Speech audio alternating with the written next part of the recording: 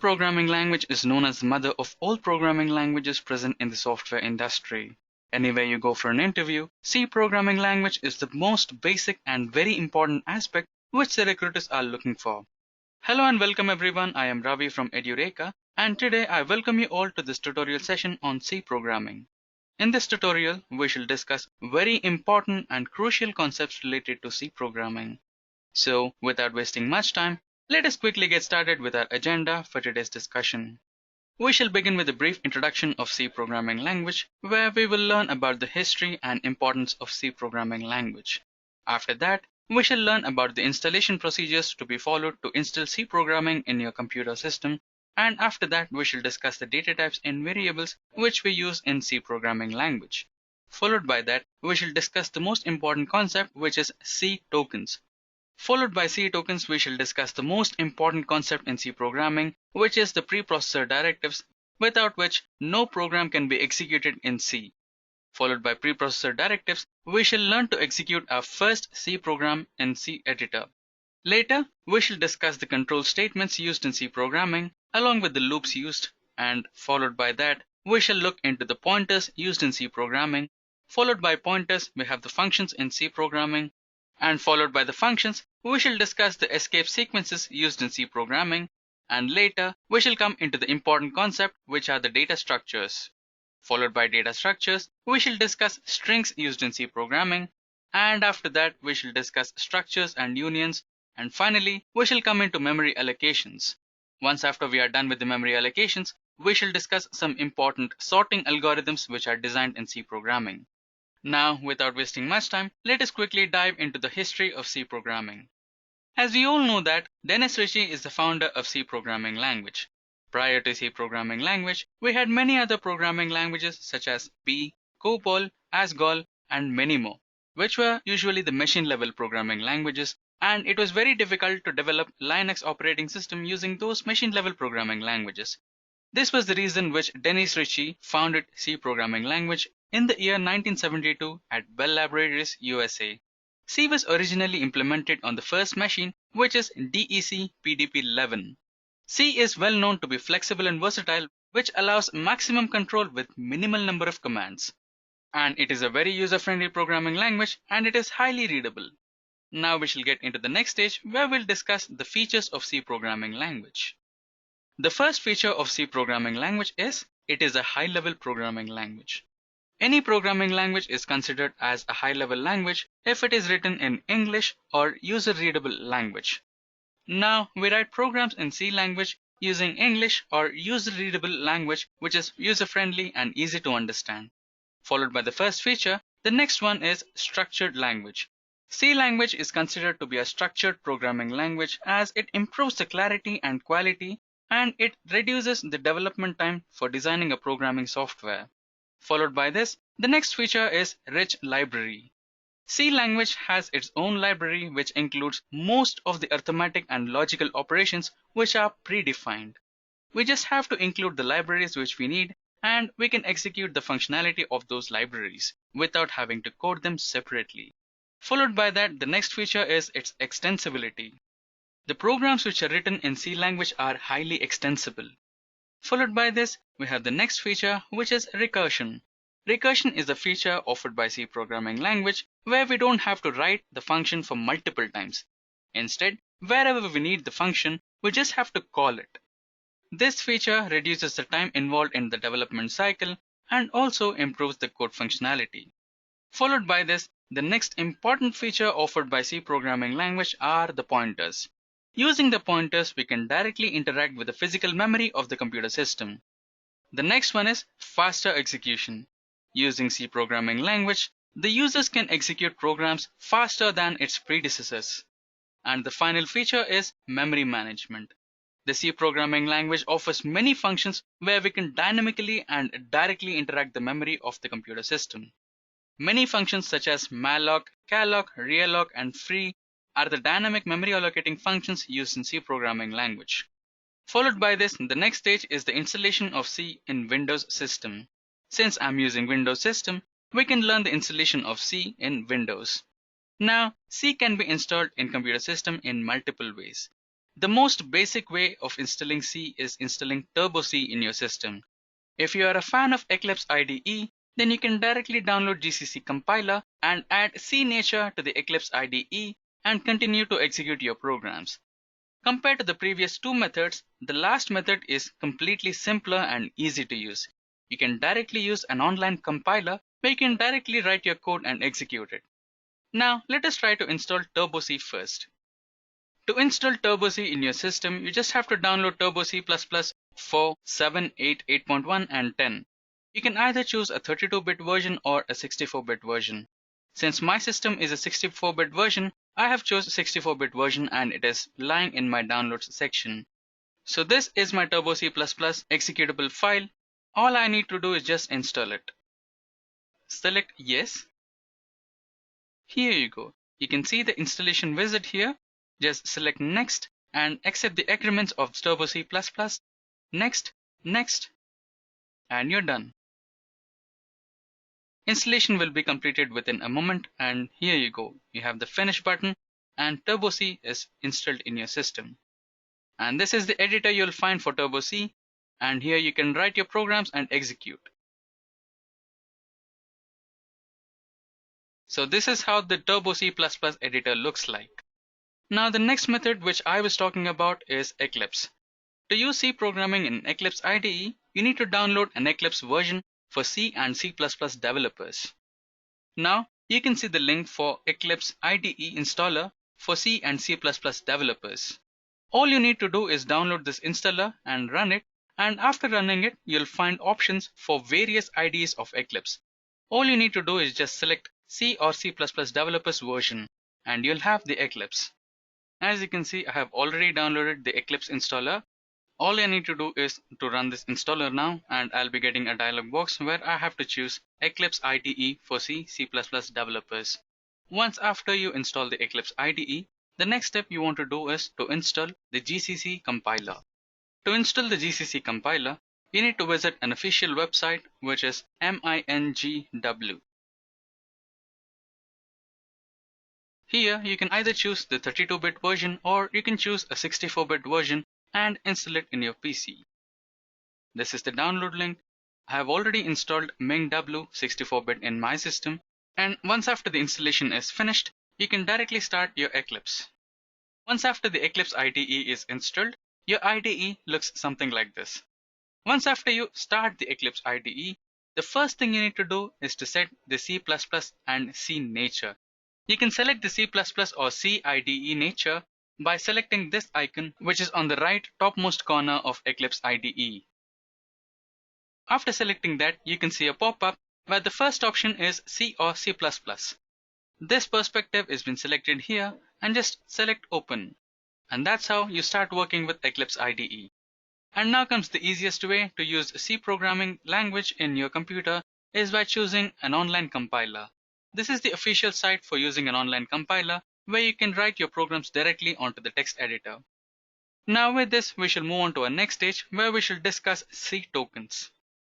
The C tokens available in C programming language are keywords, constants, special symbols, strings, identifiers, and operators. Now we shall discuss about each one of them in detail. Firstly, keywords. Keywords are defined as those variables which have special meaning and are predefined in C libraries. So this was a definition for keywords. Keywords are something which are predefined in C libraries which you cannot rename or you cannot reprogram. For example, if we're using the loops like do while loop, for loop, then the methods and the functionality of those particular keywords is predefined. You cannot access them or you cannot redefine them or reprogram them. So this is the meaning of keywords. Some of the basic examples for keywords are for, if, else, main, void, etc. Now let's move on to the next stage of keywords where we'll have the complete description of all the keywords available in C programming language. So these are the complete description of all the keywords which are used in C programming language, which you cannot either access or you cannot change the functionality or you cannot reprogram them. These are all predefined and loaded into C libraries. Followed by this, we shall discuss constants. The definition of constants goes like this. Constants or literals are like variables, But the difference is that the values of constants are fixed. Once declared, they cannot be changed. Now let's understand this in detail. Variables are those, once after you declare them, you can either change their values or you can also perform operations on them. But if you declare the same variables with the keyword const in front of them, then you cannot change them. You cannot change the value which is stored in the variable declared with const keyword. The syntax for declaring constant type variables are const followed by data type, and after that the variable name, or you can also declare a pointer type variable name with using const keyword. Followed by this, the next one is the types of constants available in C programming. The first one is the integer constants. Followed by that we have floating point constants. Later we have character constants. Then we have string constants, and finally octal or hexadecimal constants. Next are strings. The definition of strings is defined as follows. Strings are defined as a collection of characters defined in form of an array and at the end with a null character which describes the end of the string to the compiler. Strings are nothing but character type arrays. In strings, we have the alphabetical data which is stored in the form of arrays. Alphabetical in the manner A to Z, not the numbers or special symbols. Once after the string is declared in C language, it has to end with a null character, which is the only special character used in strings, which will indicate the compiler that it is the end of that particular string. Now, we shall learn the syntax for declaring a string in C language. The syntax is, first you need to begin with the data type, which is char. Followed by that, we have to specify the string name, and at the end, you have to specify the length you are using for your string. This will be fixed. This will not be varied in the runtime. Followed by strings, we have special symbols. Special characters are the symbols or single characters or sequence of characters that have a special built-in meaning in the language and typically cannot be used in identifiers. Let's understand this in a bit detail. Special symbols are characters such as $, ampersand, brackets, etc. are having a special meaning which is predefined in C libraries while designing the C programming language. This is the reason for which they are used in a particular segment of code. For example, if you consider ampersand, the ampersand symbol is used in printf and scanf statements only. This ampersand symbol is dedicated to locate the address of the variable which you have declared in your program. And when you come into modulus symbol, this is especially used along with the data types for specifying the data type. For example, if you are declaring an integer type data type, you'll be using modulus symbol along with D. If you are declaring string type data type, then you'll be using the modulus symbol along with S. So this is about the special symbols, and the basic examples for special symbols used in C programming language are modulus, ampersand, and brackets. The next thing is identifiers. Identifiers are defined as the names that we declare in the program in order to name a value, variable, function, array, and etc. Let us understand identifiers in a little bit detail. Identifiers are nothing but the name you declared for your variables and values, functions, arrays, etc. which you are using in your program. It's like naming a person. For example, if you want to talk to a person, then you call him by his name. So in the same way, if you want to access a particular memory location or value or an array or whatever the function you're using in your program, you call it with a name, which is its identifier. For understanding this, let us consider a simple example, which is int x is equals to 10. Here, int is the data type which you're specifying for your identifier, and x is the variable name which will be storing the value 10. Followed by this, we shall also understand some basic rules for declaring identifiers. Some of the basic and important rules used for declaring identifiers are: first character should always be an alphabet or an underscore. The succeeding characters can either be digits or letters. For example, special characters are not allowed except underscore. And the last rule is that identifiers should not be keywords. Let us see the examples to understand these rules. The first type of examples are valid identifiers which are declared using the rules declared for identifiers in C programming. For example, integer a, which does not have any kind of special symbols or numbers in front of it. And the next one is underscore a b, which is valid because underscore is the only special symbol which is used here. Followed by that, we have alphabet in the starting place, and after alphabets we have numbers. So this is also valid. And the invalid type of identifiers are: you cannot specify the number at the starting position of an identifier. Followed by that, You can also not include space in between the name of an identifier. If you want to include space or if you want to specify space, then you can use underscore. Followed by that, you cannot specify the keyword as your identifier. Here, long is a keyword which happens to be a data type. Once after you have understood the rules for declaring identifiers in a C program, let us move on to the next concept, which is operators. We have the following operators in C program. We shall understand about each one of them in detail. The first one happens to be arithmetic operators. Followed by that, we have increment or decrement operators. And next, we have assignment operators. Followed by that, we have relational operators. Next, logical operators. And last but not the least, the bitwise operators. Let us understand each one of them in detail. Firstly, arithmetic operators. The arithmetic operators are used to perform mathematical calculations such as addition, subtraction, multiplication, division, and modulus. Let us go through a simple program to understand the functionality of arithmetic operators. This particular program features all the arithmetic type operators that we use in C program. Now let us try to compile this program and see how does it work. As you can see, the code has been successfully compiled and we have the output. Firstly, we have declared three variables here using the integer data type. The first variable is a, which stores the value 9 in it. Followed by that, we have the next variable b, which stores the value 4 in it. And the third variable is an integer type variable, which is empty. Now we'll use the third variable to store the results of the operations performed on a and b. Firstly, we are going to perform addition operation on the first two variables a and b, and the value will be stored inside C. Similarly, the next operation would be subtraction, and the subtraction result will be stored in the value C. Followed by that, we have multiplication, division, and modulus. As you can see, the program has been successfully compiled and the results are shown as below. Firstly, the addition 13, the subtraction 5, multiplication 36, and division is 2. Finally, the modulus operation, which resulted in a remainder, which is 1. Now with this, I hope you have understood the basic functionality of arithmetic operators used in C program. Now, let us discuss the next type of operators, which are increment operators and decrement operators. Increment operators and decrement operators are basically used when loops are included in program. We shall discuss about loops in a much detailed way in the upcoming concepts. For now, let us understand that the control statement will be executed for multiple times when increment or decrement operators are included in the program.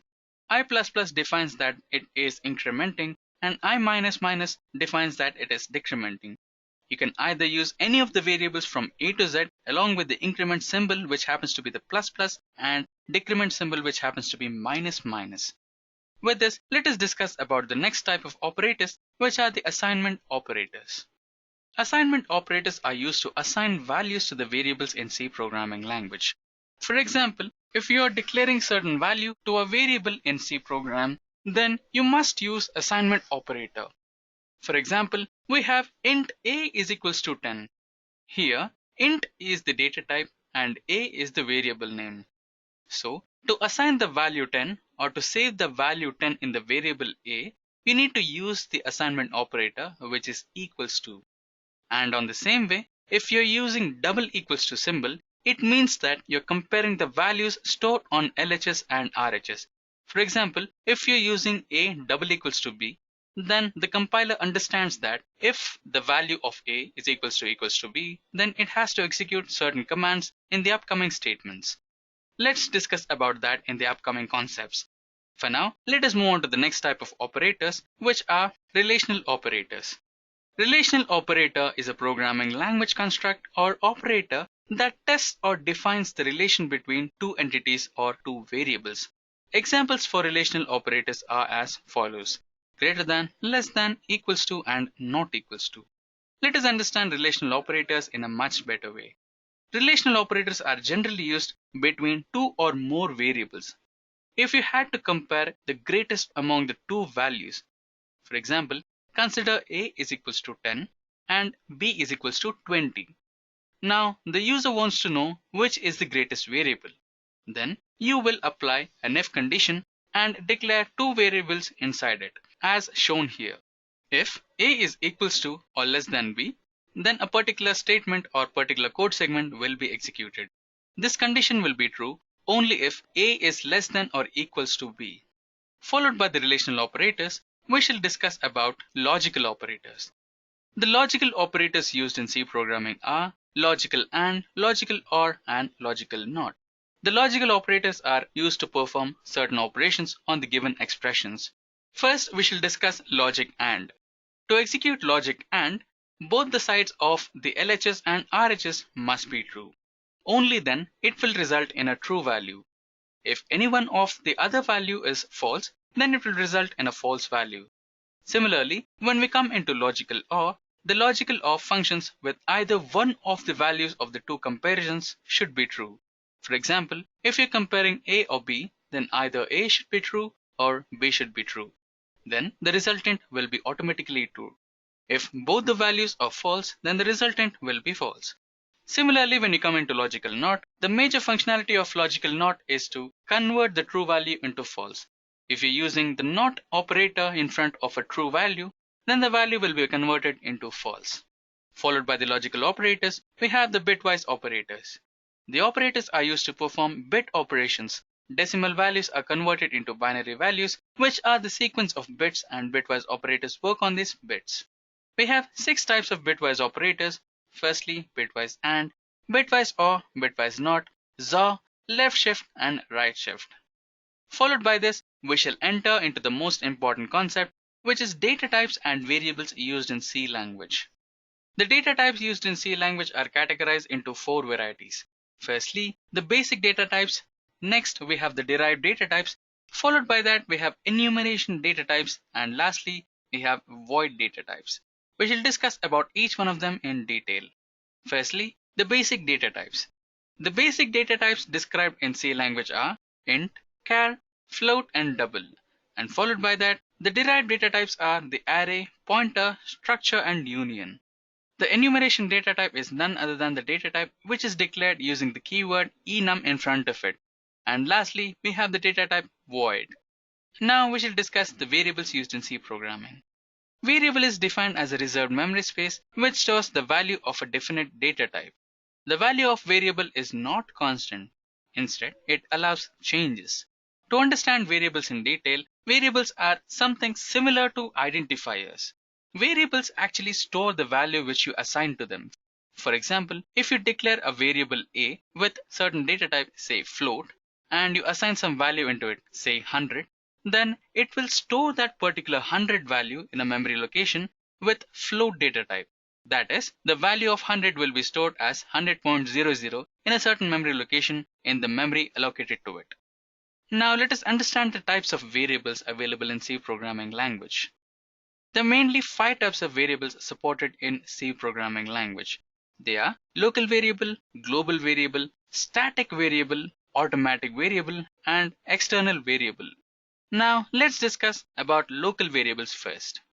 Any variable that is declared inside a code block or a function that has scope confined to that particular block of code or function is called as a local variable.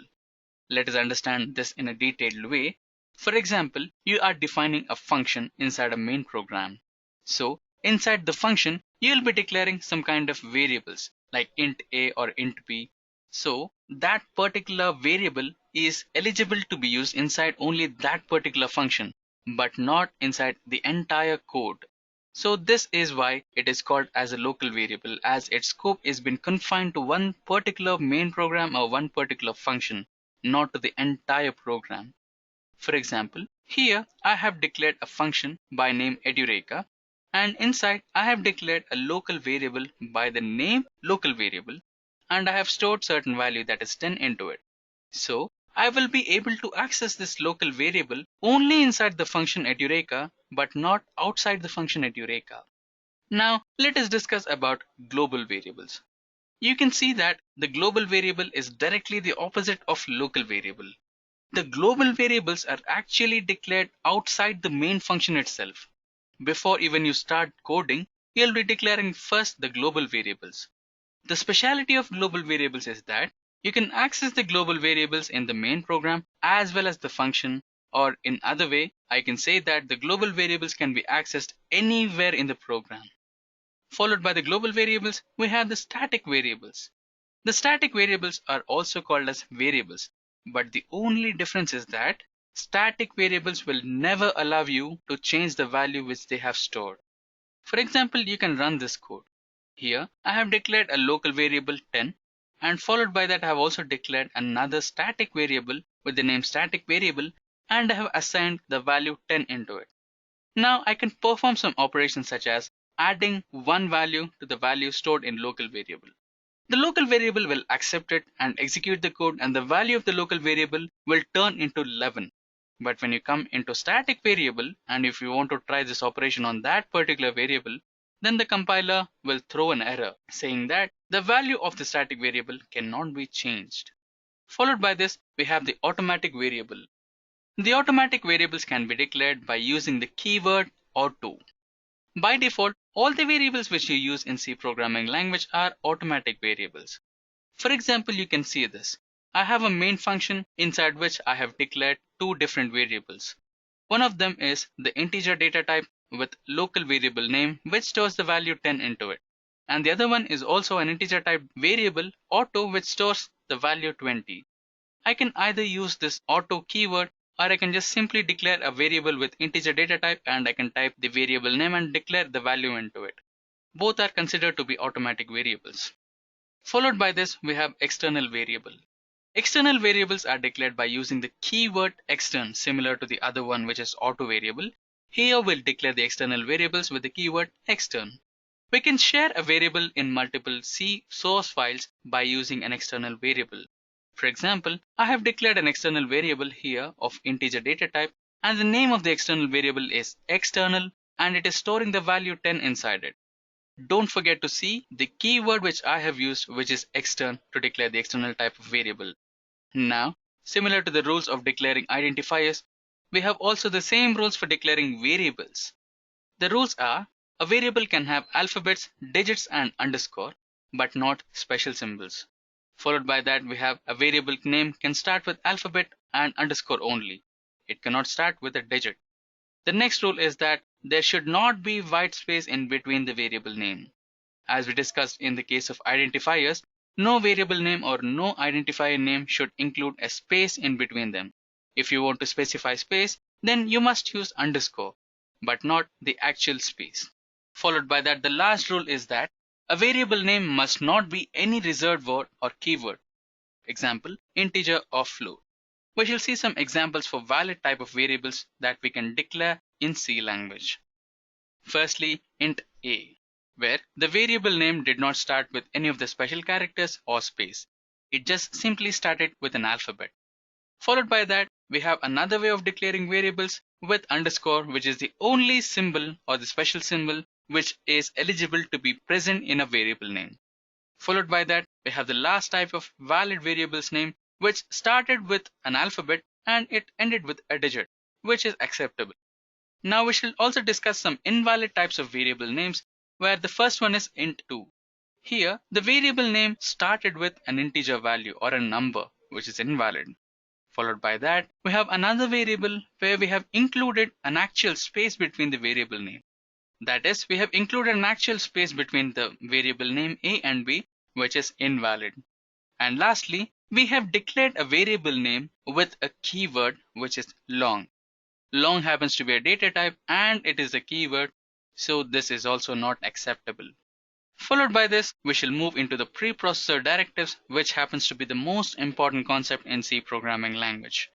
The preprocessor directives are lines included in a program that begin with a character #, which make them different from the typical source code type. They are invoked by the compiler to process some programs before compilation. It is the macro processor that is used automatically by the C compiler to transform your program before actual compilation. Let us understand preprocessor directives in a much better way. Preprocessor directives are anything which you have written in a C program followed by an # keyword. For example, stdio.h is a preprocessor directive, which means standard input output. This particular preprocessor directives activates the input and output units to perform a C program operation. The code for this preprocessor directives is previously written by the C developers and it is stored in the C library. Now let us understand how the preprocessor directives work. Firstly, the preprocessor directives are declared in a high-level language which is user's language. For example, #include stdio.h. Before compiling the actual program, the compiler will compile the preprocessor directives. The preprocessor directives will be in a pure high-level language which will be in a relocatable code. So this relocatable code will be converted by the compiler into assembly level code and will be passed to the assembler. Now, the job of the assembler is to understand the codes which are sent to it and to perform the operation which is expected from it. That is, to load the particular library. Now, to load the particular library, the command will be sent to the loader and linker in a pure machine level language, and the library which the user is expecting will be loaded to the C program. And that's how the C program will be executed with the libraries which he needs and with the input and output units which he requires. Now let us discuss some of the preprocessor directives. First one is #include. The #include preprocessor directive is used to paste code of given file into the current file. It is used to include system-defined and user-defined header files. There are two variants to use #include directive. The first way is to write #include and the file name between the greater than or lesser than symbols. And the next way is to write #include and include the file name between the double quotes. Followed by that, we have #define. The #define preprocessor directive is used to define constant or micro substitution. It can use any basic data type. The syntax for declaring #define is as follows: #define and the token value. The next type of preprocessor directive is undef. The #undef preprocessor directive is used to undefine the constant or micro defined by the #define. In a simple way, you can undo anything which you have done using the preprocessor directive #define. The syntax for undef is #undef and the token which you have defined using #define. The next preprocessor directive is ifdef. The ifdef preprocessor directive checks if the macro is defined by using the keyword #define. If yes, it executes the code. Otherwise, #else code is executed if the else code is present. The syntax is ifdef macro, a code segment, and if it is not present, then endif, or an else tag will be executed if the code segment inside the else tag is present. The next preprocessor directive is ifendif. The ifendif preprocessor directive checks if the particular macro is not defined by #define. If yes, it executes the current code. Else, the else code will be executed if it is present in the macro. The syntax for ifendif is #if and def macro and the code present inside the macro. If the condition gets failed, then the code inside endif will be executed. Followed by that, we have #if. The #if preprocessor directive evaluates the expression or condition if the condition is true. It executes the code. Otherwise, else if or else or endif code will be executed. The syntax for #if is #if expression for comparing, and if the comparison is true, then the code inside it will be executed. Else the endif code or the else if or else code will be executed. The next one is #else preprocessor directive. The #else preprocessor directive evaluates the expression or condition if the first if condition goes false. If the first if condition goes false, then the control will directly enter into else part and the code which is declared inside the else part will be executed. Followed by this, we have #error. The #error preprocessor directive indicates any error which is present inside the preprocessor directive. The compiler gives fatal error message if the #error directive is found and skips further compilation process. The next one is #pragma. The #pragma preprocessor directive is used to provide additional information to the compiler. The #pragma directive is used by the compiler to offer machine or operating system feature. The syntax for #pragma is #pragma followed by the token. With this, let us execute our first C program. As you can see, this particular example is our first program that we are going to execute in C language. Now let us try to run it.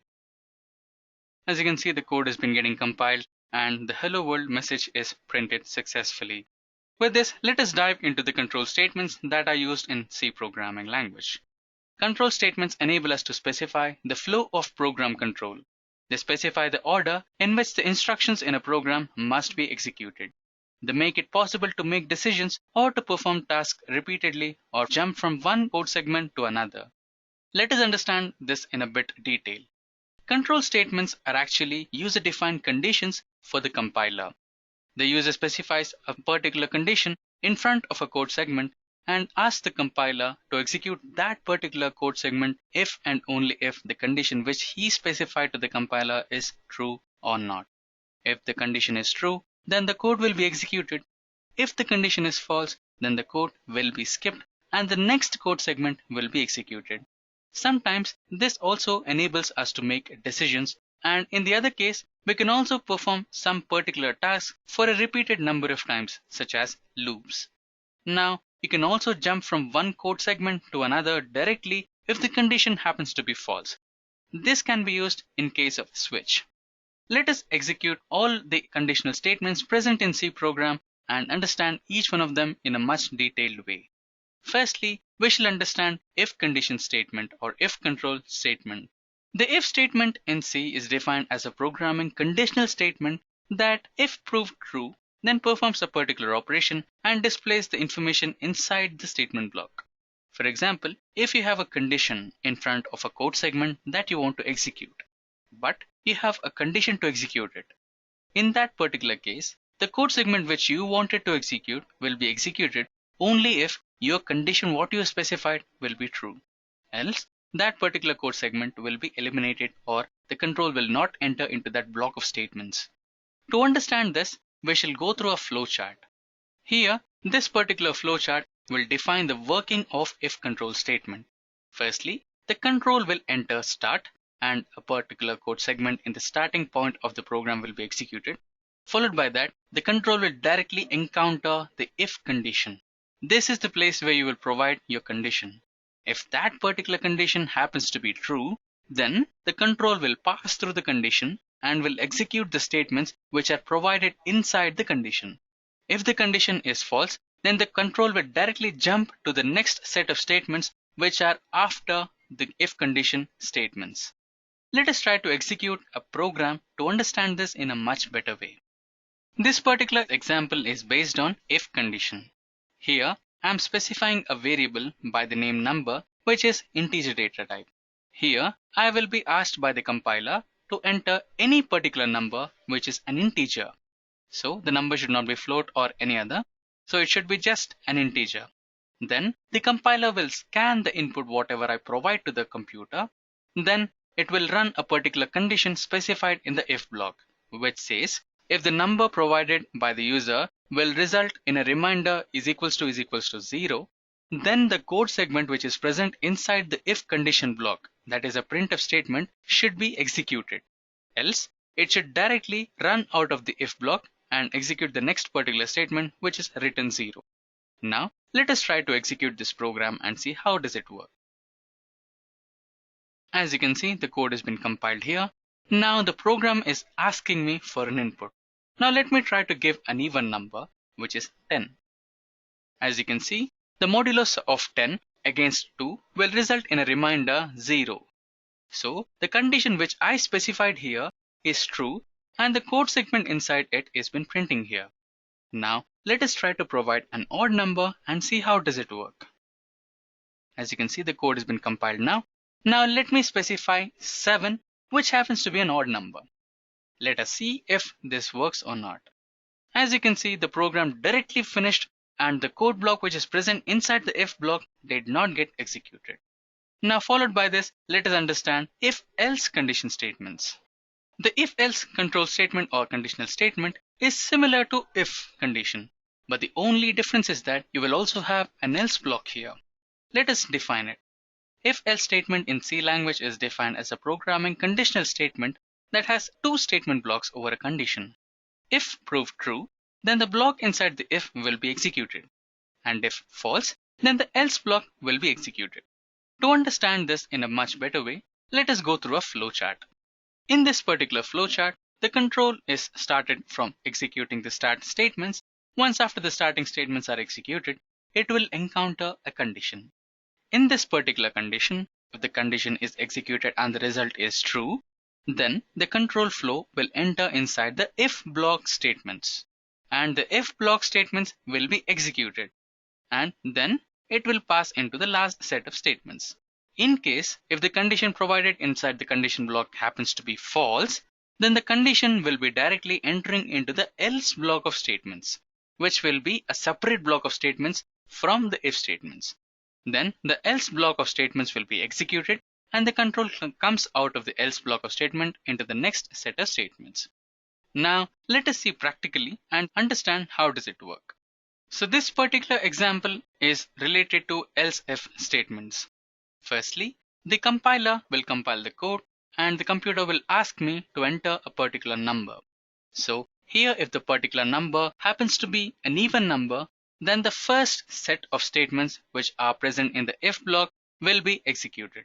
If the condition fails, then the control will directly jump into the else block of statements and will execute the statements present inside the else block, which will say that the number you have inputted is not an even number, instead it is an odd number. Now let us try to execute this statement and see how does it work.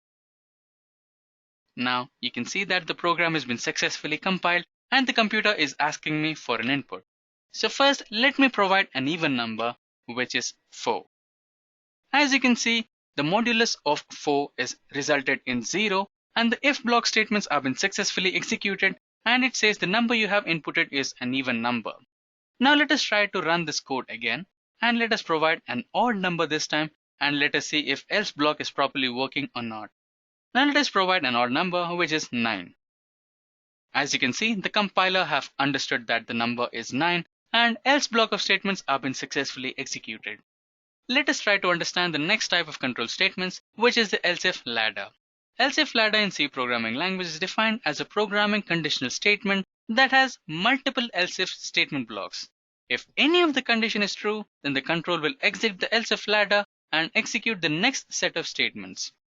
As you can see, this is completely similar to the else if control statements, but the only difference is that you have multiple else blocks here. For example, if the first if condition fails, then the control should enter the next else statements. What if the next else statement is also false? Then the control will enter into the next else block. Here you have multiple else blocks. So once the compiler finds the proper and true else block, then that particular else block will be executed. Let us understand this in a much better way using a flowchart.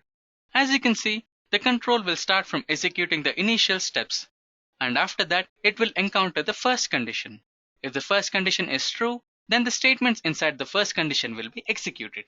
If the first condition is false, then the control will directly enter into the second condition. If the second condition happens to be true, then the set of statements inside the second condition will be executed.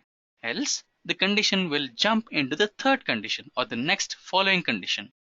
And if the condition is true, then the statements inside that particular condition will be executed. If the last condition is also false, then the control will directly exit the else if ladder and execute the next set of statements. Let us understand else if ladder in a much better way by executing a practical example. As you can see, this particular example is based on else if ladder.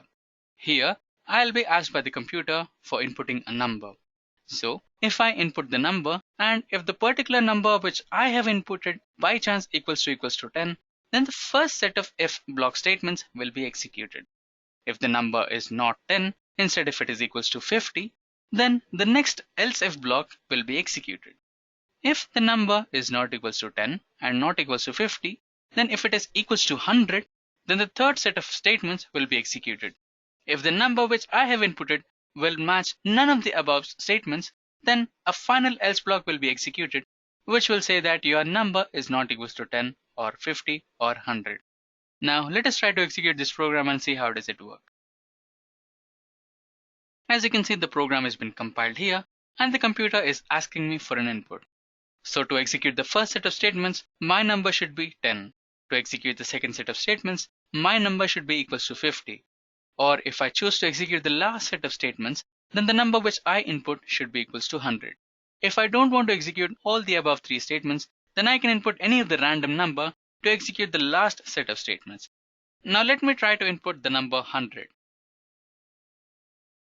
As you can see, 100 matched with the third set of statements, and the message which is present in the third block is executed. With this, let us move on to the next type of control statements, which is nested if. Nested if statement in C language is defined as a programming conditional statement that comprises of another if statement inside the previous if statement. In a simple way, it's actually an if statement which includes an if statement inside it. To understand this in a much better way, let us consider a flowchart. As you can see, this particular flowchart describes the functionality of nested if. Here, the starting set of statements will be executed and the first condition will be encountered. If the condition happens to be false, then a particular set of statements will be executed and the loop terminates. In case, if the condition provided in the if block happens to be true, then the control will enter inside the if block and it will encounter another condition inside the if block, which happens to be another if statement. So inside another if statement, you have a condition. If true, then a particular set of statements will be executed. If false, another set of statements will be executed, and finally, the control will exit the if condition. Let us execute a practical program to understand this in a much better way. As you can see, this particular example is based on nested if condition. Here, we have two variables of integer data type, which are v1 and v2. Followed by that, we have an if condition. If the entered v1 value is not equals to v2, then it should enter the first block of if statements. If they are equal, then the control will enter into the else block of statements. Now, let us try to execute this program and see how does it work. As you can see, the program has been successfully compiled and the computer is asking me for an input. So let me input two same values.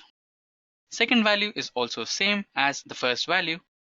And inside the first if condition, we have another if condition which compares both the numbers.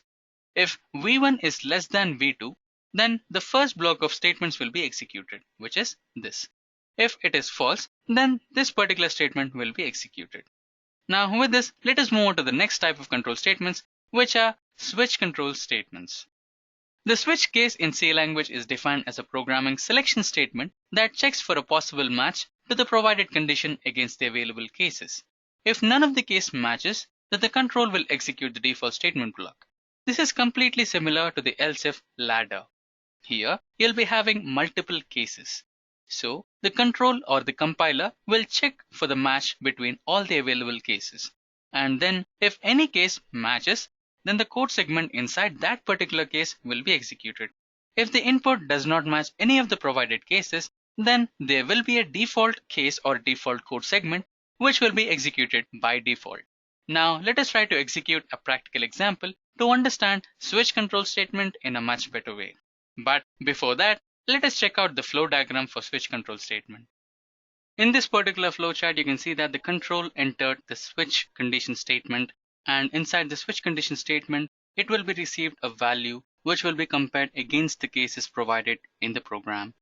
As you can see, the value is being compared with the first conditional case here. If the condition matches the value, then this particular statements will be executed which are located inside the first case. Else, the control will enter into the next followed case, and inside that case, if the value is matched, then the statements of that particular case will be executed. Similarly, if that case doesn't match, then the final case will be compared. If it finds a match, then the statements 3 will be executed. If the value does not match any of the provided cases, then the default statement will be executed, which will be provided at the end of the switch control statements. Now let us try to execute a program to understand switch control statement in a much better way. As you can see, this particular example is based on switch control statement. In this particular program, the compiler will ask me to enter any of the arithmetic operators. For example, I have selected plus, minus, into, and divided by. So once after I enter the operator, the program will ask me to select any two operands. That means I need to provide two different numbers. So once after it gets the operands and operator, it will perform the operation which I requested to it. So first, if I had provided plus operation, then this particular code segment, which happens to be the case plus, will be executed. If I provide the minus operation, then this particular segment of code which works with minus will be executed. Similarly, into and divided by. So if I provide the operation which does not match any of the above cases, then a default case will be executed. Now let us execute this program and see how does it work. As you can see, the program has been successfully executed and the compiler is asking me for an input. Now let me provide minus operator. The program will ask me for two different operands. Let me provide the first operand as 12 and the next operand as 5. Now the case second, which happens to be the minus, is been selected and the code segment inside that will be executed. So according to the result, we have 12 minus 5 is equals to 7. So that's how the switch control statement works. Now let us try to understand the next type of control statement, which is the ternary control statement. Ternary operator in C language is defined as a programming conditional statement that is similar to an if statement but shorter in code length. The control checks for a condition and executes either of the two statements. So according to the definition, it is actually an if statement but shorter in code length. In if condition, you actually provide an if condition along with a condition specified inside the if brackets. If the condition happens to be true, then you will have to write another code for the particular statements you want to execute. That's the reason the code length for if block is increased in size. But if you want to code the same thing using a ternary operator, your code length will be decreased to one line, where you will provide the condition along with the possible outcomes. If the condition is true, then the first outcome will be executed, else the second outcome will be executed. To understand ternary control statement in a much better way, let us go through this flow chart. As you can see, the control statement will first encounter the condition. If the condition is true, then a particular code segment will be executed, else the other code segment will be executed. To understand this, let us execute a program. As you can see, this particular example is based on ternary operator. So this particular line is the ternary operator. Here we have max is equals to A is greater than B. If it is true, then A should be greater, else B should be greater. So now let's execute this program and see the result. As you can see, the program has been compiled successfully and it is asking me for two different numbers, one for A and one for B. Now let me enter a smaller value for A, that is 9, and a bigger value for B, which is 10. As you can see, 10 is the largest number and A is not greater than B, so B is been displayed as the greatest number amongst the two. With this, let us move on to the next control statement, which is break control statement. The break control statement in C language is defined as a programming conditional statement that is designed to exit the control from current code segment to the next code segment when a specified condition is satisfied. We have checked the break condition statement in switch control statement. Each and every case in switch control statement will include a break which specifies that if the case is matched, then the control flow should exit the switch case and execute the next particular statements. With this, let us also check the flowchart for break control statement. You can see that the control has entered the condition. If the condition is true, then the control will be break. Else, the condition is repeated and executed. With this, let us move on to our next topic, which is loops. Loop control statements in C are used to perform looping operations until a given condition is true. Control comes out of the loop statements once condition becomes false. There are three different types of loops in C language, which are do while loop, and for loop. And let us understand loops in a much better way. Loops are actually similar to conditional statements. In C programming language, if you had to execute a particular code segment for a repeated number of times, say 5 times, then you can actually specify that to the compiler. You can just write a for loop or a while loop or a do while loop along with a condition stating that you have to execute this particular code segment for 5 times. Then the compiler will automatically understand it and will execute the same code segment for 5 times. Let us understand each one of these loops in a much better way along with flowcharts and examples. Firstly, we shall deal with for loop. For loop can be defined as a precise loop which has initialization, condition, and increment or decrement operators. So firstly, initialization. Initialization process is where you declare an initialization variable and you will assign it to a particular number. Usually the initialization value is 0. Followed by that, we have a condition. This is where you specify to the compiler for a particular number of times or iterations. According to the previous example, If you wanted to execute a particular code segment for 5 times, then you have to specify if initialization variable is less than or equal to 5, then execute this particular segment for the next time. Once after that particular code segment is executed, the very next step it takes is increment or decrement. This is where the compiler will check if I have reached the limit or not. If the limit is reached, then the control will exit the loop. If not, then it will execute the loop. Now, let us see a flowchart to understand this in a much better way. As you can see, the control begins at initialization and later the condition is checked. If the condition is true, the statement will be executed. And after that, the increment or decrement process takes place. Once after the increment or decrement process is done, the control will again check the condition. If the condition is true, then the control will enter the loop again. If the condition is false, then it will exit the loop. Now, let us execute a program to understand this in a much better way. As you can see, this particular example is based on for loop. Here, I'm trying to print 5 different values, which is 1 to 5. So this particular loop will be executed 5 times. So this particular value is the initialization value, and this particular code segment is the condition where I have specified if the initialization value is less than or equal to 5, then the code must be executed. And finally, I have the increment operator, which increments once the first loop execution takes place. Once after the first loop execution finishes, the incrementation value will be increased from 1 to 2, and the condition is again checked, and according to the condition, if it is true, the loop will be executed. If false, the condition will be exited. Once after the limit will be crossed to 5, then the loop will exit. Else, it will continue executing the statements present inside that loop. Now let us try to execute this loop and see how does it work. As you can see, the code has been successfully compiled and the result is been provided here.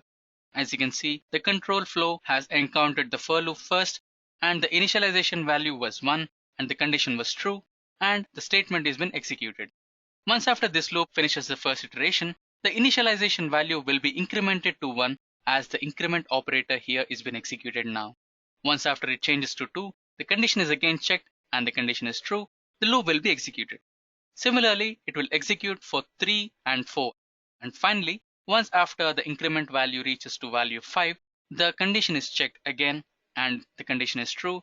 So the 5 number will be displayed here, and once after the increment goes to 6, then the condition fails. Then the control will exit the loop and the next set of statement will be executed. So that's how the for loop works. Now let us move on to the next type of for loop, which is advanced for loop or nested for loop. As you can see, this is also basically a for loop. But the only difference is that this includes a for loop inside the external for loop. To understand this, let us go through this flow diagram. As you can see, the control flow starts to execute the beginning statements and finally it encounters the first for loop condition. If the condition is true, then it will enter the inner for loop. Once after the control enters the inner for loop will be executed until the condition of the inner for loop is true. Once the condition inside the inner for loop fails, then the control will be passed to the increment or decrement variable of the external for loop. Here is where the counter variable will be updated and the condition of the outer for loop is again checked. If it is true, then the inner for loop will be executed again. The inner for loop will be executed until the inner condition is true. Once after the inner condition fails, again it reaches the outer increment decrement operators. So the counter variables will be updated. This cycle will be executed until the condition of the external for loop is true. Once after the external for loop fails, then the statements outside the external for loop will be executed, or the control will exit both the for loops. Now let us try to execute a program to understand this in a much better way. So this particular example is based on nested for loop. So you can see that there is an external for loop here. So in this particular for loop you have a condition, and until this condition is true, the internal for loop will be executed. Now let us try to execute this program and see how does it work. As you can see, the program has been successfully compiled and the data has been displayed here. As long as the first for loop is true, the internal for loop is executed and the data is printed. Now let us try to understand the next type of loop, which is the while loop. The while loop can be defined as a loop which executes itself repeatedly until a given Boolean expression or a condition is true. Now let us understand while loop through a flowchart. As you can see, similar to the previous loop, even the while loop has a decision box. Inside this, the condition will be provided. Once after the control encounters the condition, and if it finds the condition to be true, then the statements inside the while loop will be executed. Else, it will exit the while loop. To understand this, let us execute a program. As you can see, this particular example is based on while loop. We have the counter variable which is declared to the value 1, and followed by that we have a while condition loop here. And inside the while loop we have a condition which states that the counter variable should be less than or equal to 5. Until this condition is true, the loop will be executed.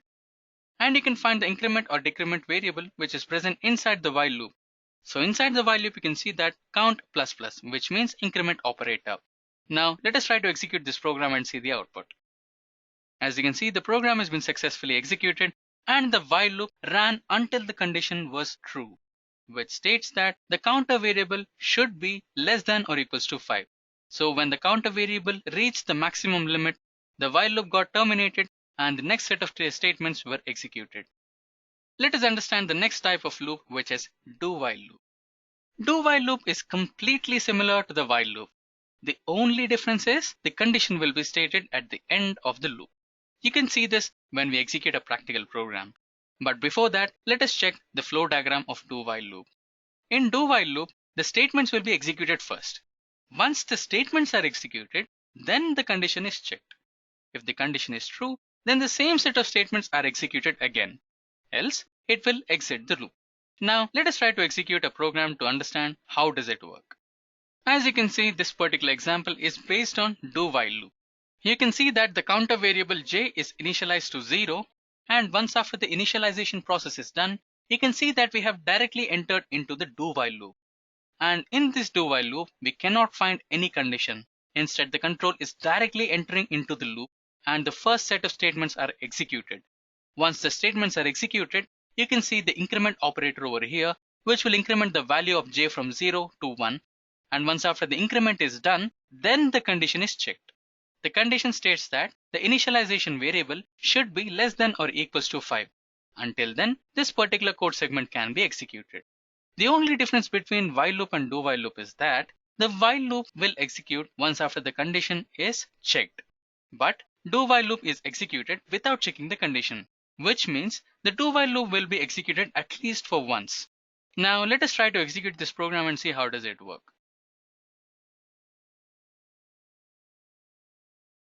As you can see, the program has been successfully executed and the output is also generated.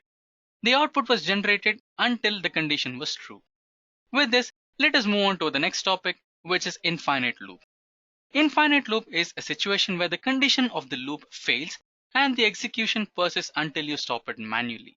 Infinite loop is not actually a particular type of loop. It is a situation where the condition whatever you have provided to other types of loops like while loop, do while loop, for loop or nested loop, if the condition inside that loop is failed, then the compiler starts to execute the code segment present inside the loop for infinite number of times until you stop it manually. This is the risk which you might face when you fail to provide the proper condition to your loop. With this, let us move on to our next topic, which is based on pointers. The pointer in C language is a variable which stores the address of another variable. This variable can be type of int, char, array, function, or any other type pointer. The size of pointer depends on the architecture.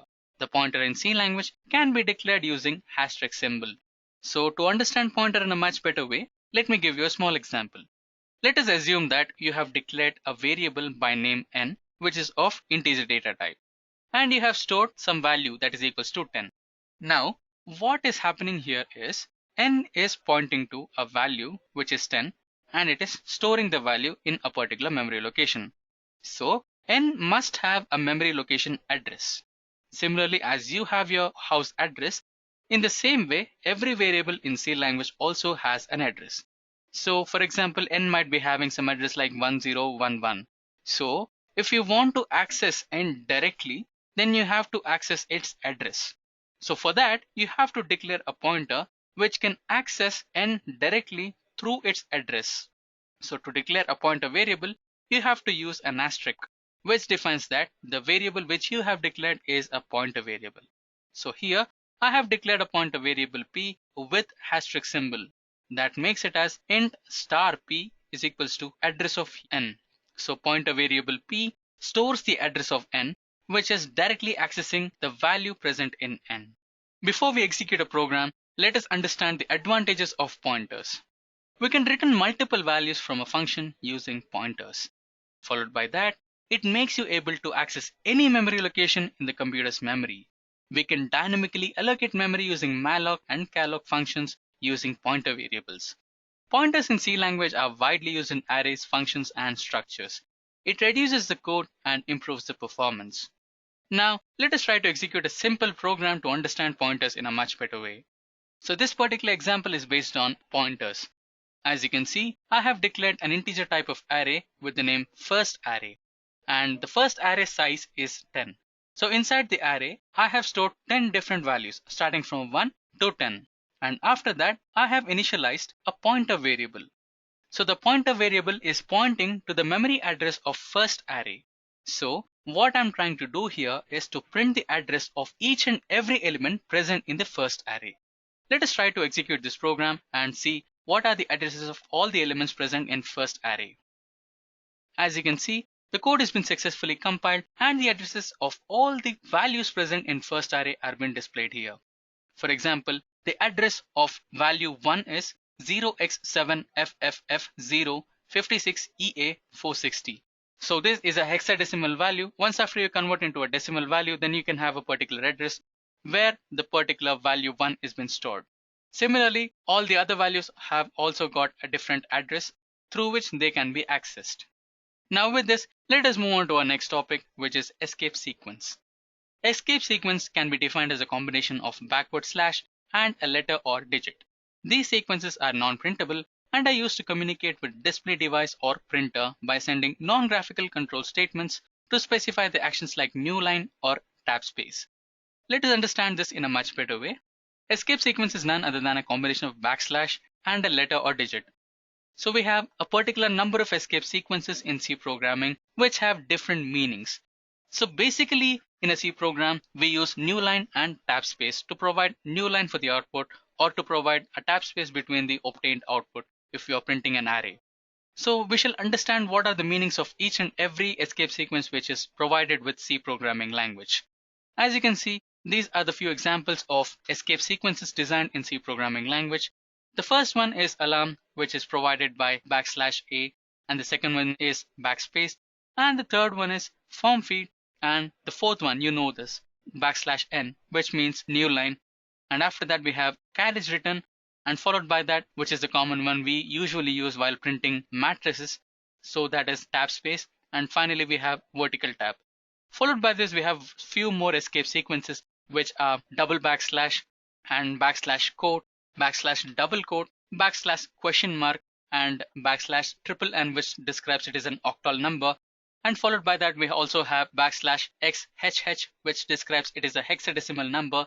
And the last one is a null character, which we use in strings. So the next topic for our discussion will be functions.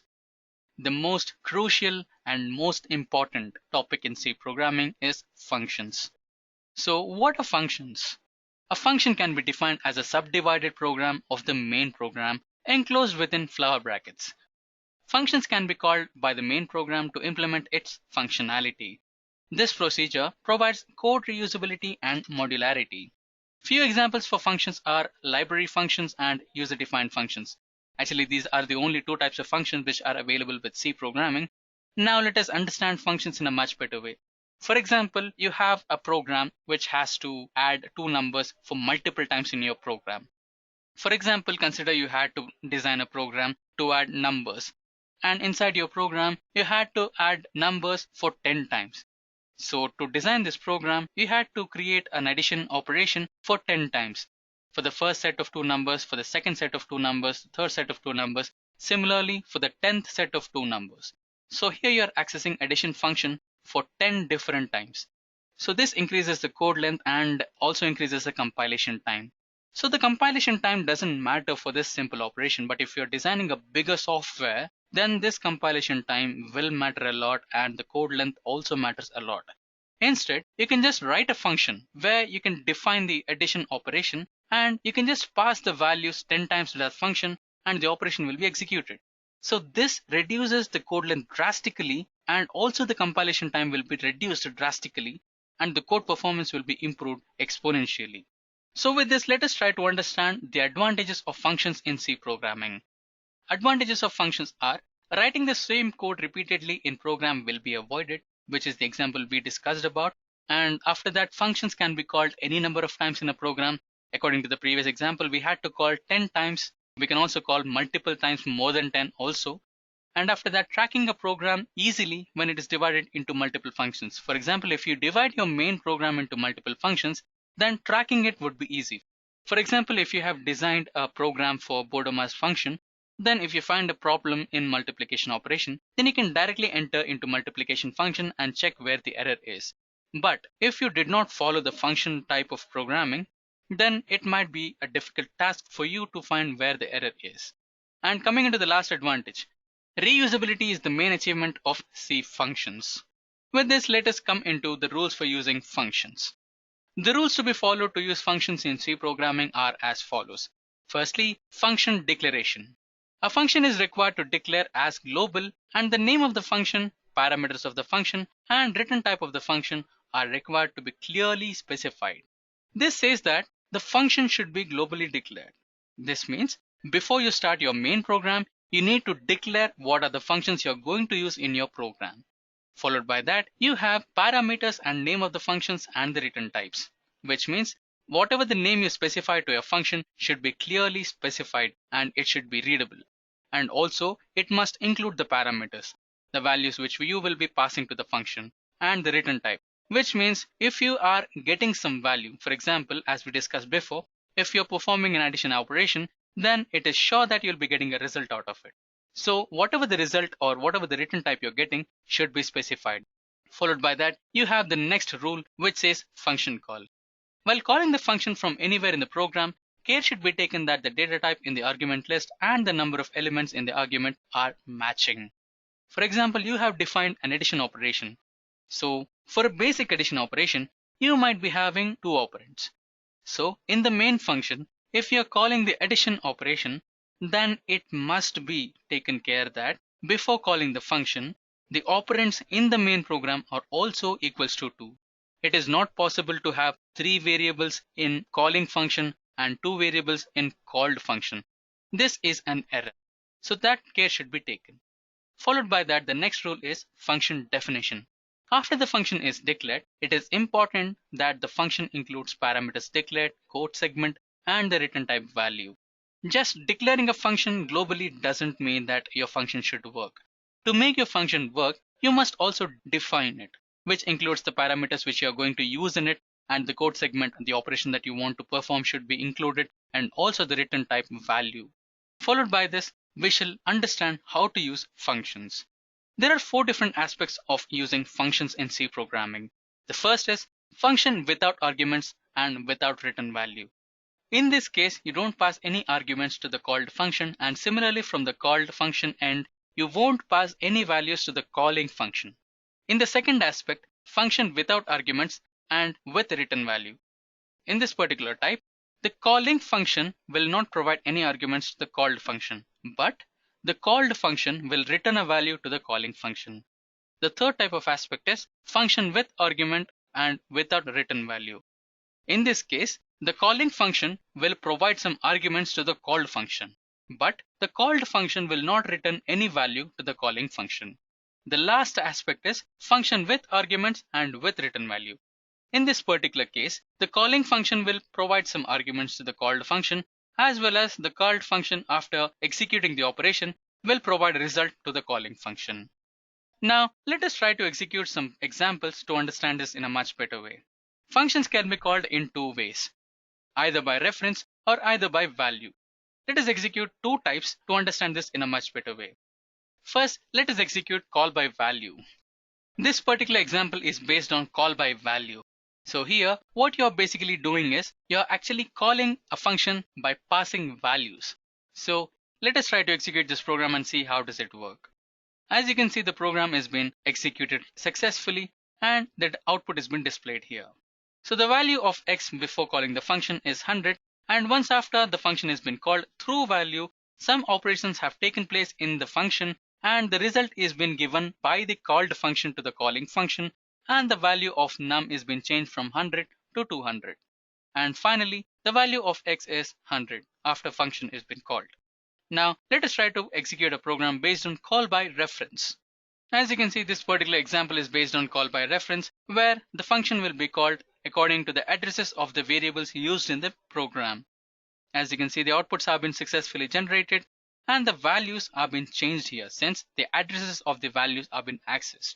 So if you access the value of a variable through its address, then the values will be changed. And this kind of operations is oftenly risky. So if you're a fresher, then don't prefer to use values and access them through addresses. With this, let us move on to our next topic, which is based on data structures. Data structure can be defined as a collection of data values, the relationships among them, and the functions that can be applied onto the data. They can be classified as follows: primitive data structures or built-in data structures, and the second type is abstract data structures or user-defined data structures.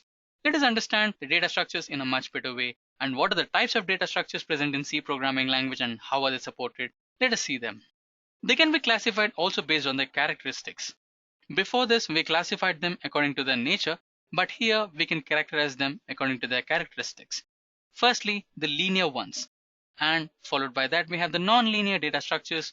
The next are homogeneous, followed by that we have non-homogeneous, and static, and finally the dynamic data structures. Let us understand each one of them in a much better way and understand what exactly they are. Firstly, let us deal with linear data structures. A linear data structure stores its elements in an arranged linear sequence. Non-linear data structures. Non-linear data structures store the elements in a non-linear fashion. For example, tree and graph. Followed by that, we have homogeneous data structures. A homogeneous data structure stores the elements that are made up of same data type. For example, array. The next are non-homogeneous data structures. Non-homogeneous data structures store the elements that are of different data types. For example, structures. Followed by that, we have static data structures. A static data structure are those structures whose size and the allocated memory is fixed and cannot be changed during runtime. For example, array. Followed by that, we have dynamic data structures, and the only difference between static data structures and the dynamic data structures is that you can change the memory size of the data structure in runtime. So the most famous example for dynamic data structures is linked list. Now, let us understand each one of these data structures in a more detailed and better way. As you can see, the data structures, according to the first description, are divided into primitive data structures and abstract data structures. The primitive data structures are character, float, integer, pointer, and the abstract data structures or the user-defined data structures are arrays, lists, files. And inside lists, you can find non-linear lists and linear lists. If it is a non-linear list, you can include stacks and queues. And if it is a linear list, then you can include trees and graphs. Now let us understand each one of them in a much better way. Firstly, let us discuss arrays. An array is defined as a collection of similar type of data stored in continuous memory locations. The array is the simplest data structure where each data element can be randomly accessed using its index number. There are three different types of arrays, namely one-dimensional, two-dimensional, and three-dimensional. Now you must be confused about continuous memory and index. I'll explain you each and everything in a more detailed way. Firstly, let us understand one-dimensional array. So, one-dimensional array can be defined as an array with single row and multiple columns. The elements in one-dimensional array can be accessed using index numbers. Now here we'll be understanding what is index number, what is continuous memory, what is one-dimensional memory through this example. So here, this is how a basic one-dimensional array looks like. This is how the memory will be arranged in the physical memory of a computer when you have declared an array. So the array what I have declared is having the size of 5, and the memory addresses or the index of the array is known as the address which is specified for each and every memory location. So the first memory location of the array is 0, and this 0 is called as the index number. So the index number followed by 0 is 1, and similarly 2, 3 and 4. So the fifth element is having the index number as 4. The index numbers for arrays always start from 0. Now let us try to add elements into this system. The first element is 10. So into the array system, the element 10 will be included. Similarly, let us try to add few more numbers into the array system. They are 20, 30, 40 and 50. According to the definition, the elements will be arranged in a continuous order, followed by index 0. The next index 1 will store the next element, which is 20. And similarly 30, 40 and 50. So this is how one-dimensional arrays work. If you want to access any element through this one-dimensional array, index number is used here. Now let us discuss two-dimensional arrays. The two-dimensional array can be defined as the array of arrays. The two-dimensional arrays are organized as matrices, which can be represented as the collection of rows and columns. The elements of the array access using intersection of coordinates. Let us understand this in a much better way through the next example. Here we have a two-dimensional array. So this is how a basic two-dimensional array looks like. It has 2 different rows and 5 different columns. So to access any particular array, you need to select the intersection. For example, if you want to access the element which is stored in second row, first column, then you have to access the array index array 1, 1, which is this one. And if you need to access the element stored in second row, fourth column, then you need to provide the address as 1, 4, which is this particular location. Now let us try to add elements into this array. The first element would be 10, which will be stored in the first row, first column. Similarly, let us add few more numbers, which are 20, 30, 40, 50, 60, 70, 80 and 90, and finally 100. Now as you can see, the elements will be stored in a continuous format, and this is how the elements look after when they are stored into the array. Now let us move on to multi-dimensional array. Multi-dimensional array is completely similar to the two-dimensional array. Only thing is, another dimension is added to the arrays. That is, it might be 3D or even multiple dimensions. A multi-dimensional array can be defined as an array of arrays. The 3D array is organized as 3D matrix, which can be represented as a collection of multiple rows and multiple columns. The elements of the array are accessed using the 3D intersection coordinates. With this, let us move on to our next topic, which is lists. Lists are linear data structures similar to that of arrays, but the only difference is that the elements are not saved in a sequential memory locations. So the types of linked lists are singly linked list, doubly linked list, and circular linked list. To understand linked list, we can assume this. What happens in arrays is the elements are stored in a sequential manner. That is, a particular big block of memory will be reserved for the array, and that block of memory will be divided into the number of indices. For example, if you decide an array of 5 elements of integer data type, then a bigger block of memory will be selected, and that will be divided into 5 elements. Each memory block will be having same size, integer size, which is 2 bytes or 4 bytes. But in case of linked lists, if you define a linked list of 5 elements, then the memory is not reserved. What happens is, you will be having a memory heap, out of which 5 blocks will be randomly selected. So each one of the block will be having its own address. For example, you can see the first block is having the address of 1011, followed by that the next block of memory has 1023, and similarly the last has 7328. So this is how the 5 random integer type of memory blocks are selected. And after that, the elements in your list will be added to each one of them. So the first element will be added to some random block of memory, which is the 10 has been added to the first block, so which is 1011, and 20 to 1023, and 30 to 3026, and 40 to 4537, and last one is added to the 73281. Did you see the change here? The 7328 is changed to null. So this is what describes the end of list. So what exactly happens here is all the elements are given to one or the other memory block, and all the memory blocks are interconnected with each other. As you can see, the first element is 10, the second element is 20, the third element is 30, the fourth element is 40, and the fifth element is 50. So all of those are allocated to one or the other memory, and once after all the numbers are added to all the blocks, then each and every block is connected in a sequential order. In here, the first block is connected to the second block, and second connected to third, and third to fourth, and fourth to fifth. And once after the last block is reached, that block memory address will be changed from the existing memory to null. This indicates the end of linked list. So this is how it behaves like an array. So it has the starting and ending points, and the starting point is called as head, and the ending point is called as tail, and all the elements are called as nodes. So this is how a basic linked list exists. So we have three types of linked list in C programming language, which are singly linked list, doubly linked list, and circular linked list. Don't worry, I will explain you each and every type of linked list in a much better way along with practical examples. So firstly, singly linked list, second is doubly linked list, and the third one is circular linked list. Firstly, we have the singly linked list. In singly linked list, we have head and tail. The first block will store the head element, and the next block of the head will store the address of the next connected node. Similarly, the next node will store the element and the other block will store the address of the upcoming node. This continues until the tail node is reached. Similarly, we have doubly linked list. The only difference between singly linked list and the doubly linked list is, in singly linked list, you can only traverse in one direction, that is from head to tail. But in doubly linked list, you can traverse in both the ways, from head to tail and tail to head.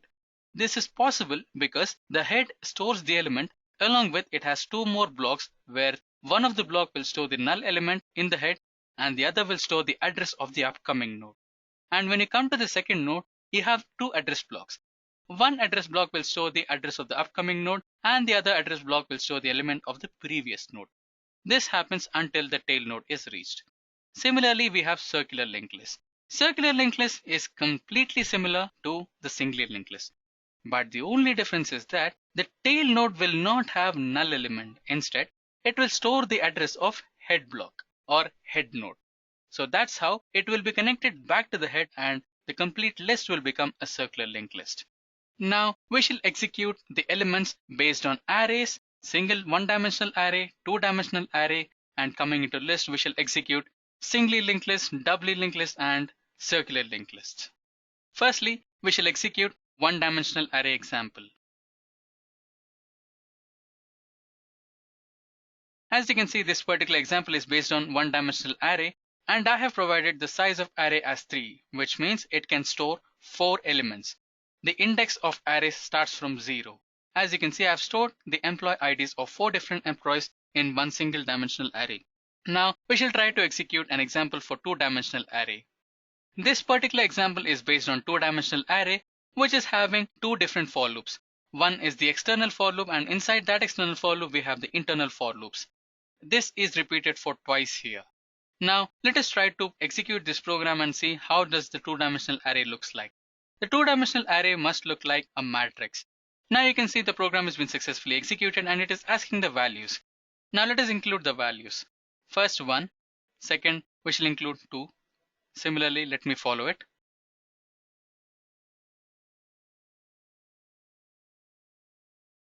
As you can see, the two-dimensional elements have been printed here. There is some problem in print statement. I think I have missed the escape sequence, which is backslash. Now let us re-execute the program again.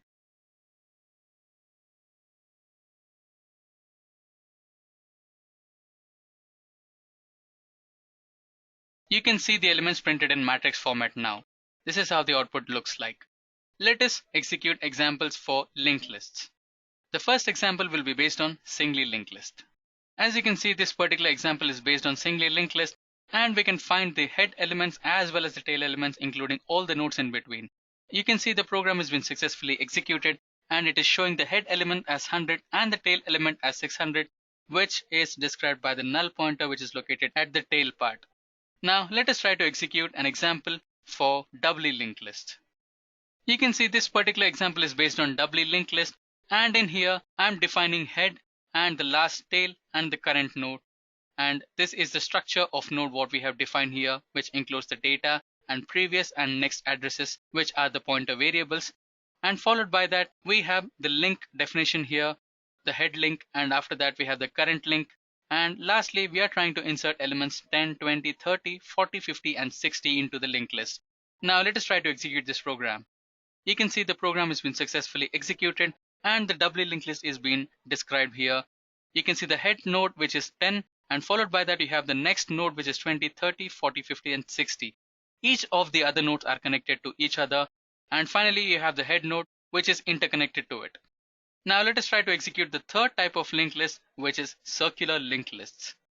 So this particular example is completely similar to the previous one, where we have the elements interconnected with each other and the last element will connect with the head. As you can see, the elements have been successfully displayed here, and it is a singly linked list. As I said before, the only difference is that the last element, which is the tail element, gets connected with the head, which makes it a circular linked list. Let us move on to our next topic, which is stack. So what is stack? Stack is a linear data structure which follows a particular order in which the operations are performed. The order might be either LIFO, which is last in first out, or first in last out, or called as FILO. Stack is completely similar to array, but the only difference is if we want to access stack, then it should be last in first out or first in last out. Let us see this example to understand how does it work. Firstly, let me add the first element, which is 10, into my stack. So 10 will be added to the first location, my stack 0. Followed by that, let us include few more elements, which are 20, 30, 40 and 50. So these are added to the respective locations. So 20 is added to 1, 30 to index 2, 40 to index 3 and 50 to index 4. Now if I want to access the elements in stack, I cannot randomly access it. All I need to do is to access the elements one after the other, which is last in first out or first in last out. According to the first in last out or last in first out, we have 50 as the last in element, and it should be the first out element also. So first 50 is popped out, and after that 40 is popped out, and 30 is popped out, 20 and 10. So this is how the elements are pushed and popped in a stack. So when you're placing an element into the stack, it is called as push, and when you're putting out the elements out of the stack, it is called as pop.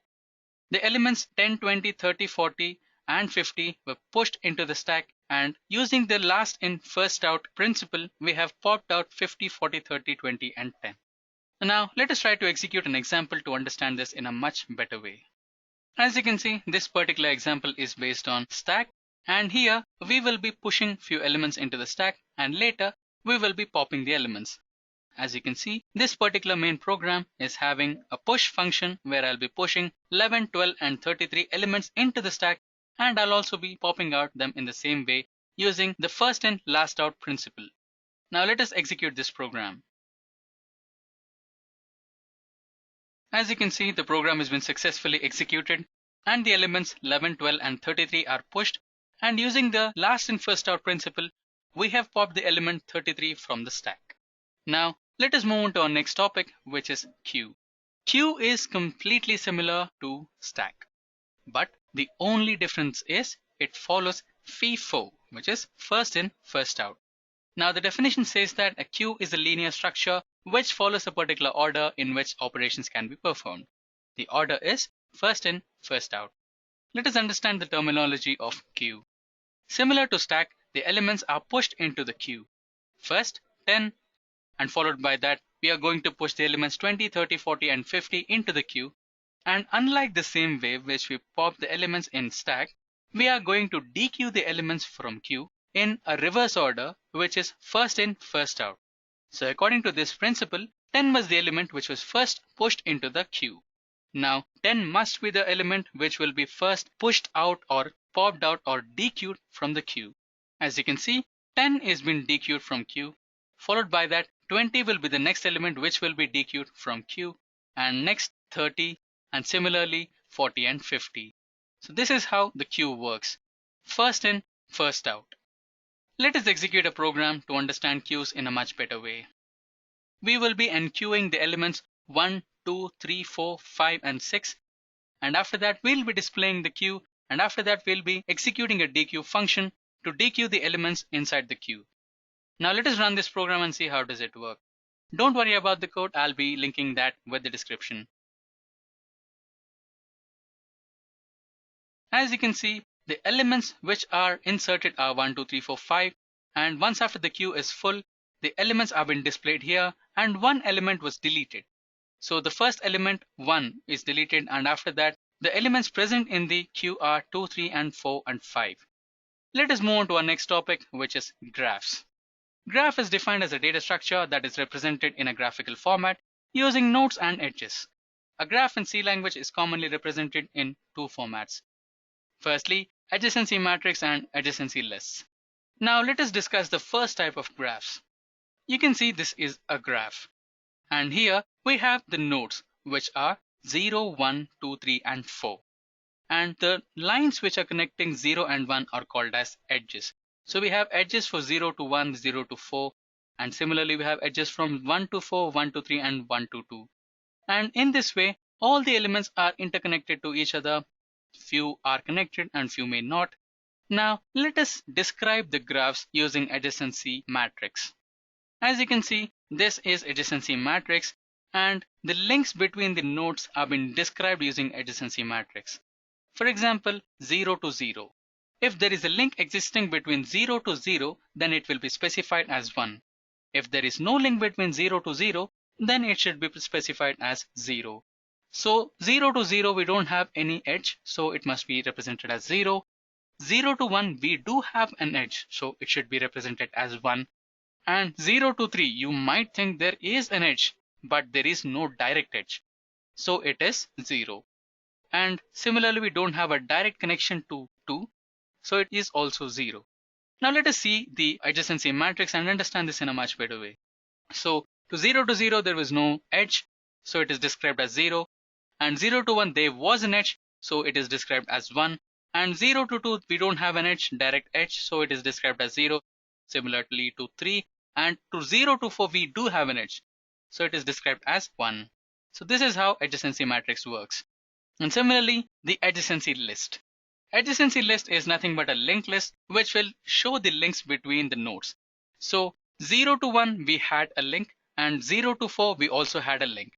But once after 0 is connected to 1 and 4, 0 is not connected to any of the other elements, so the end of adjacency list is finished here. And followed by that, the next node is 1. So 1 is connected to 0, 1 is also connected to 4, 1 is connected to 2, 1 is connected to 3, but 1 is not connected to 1.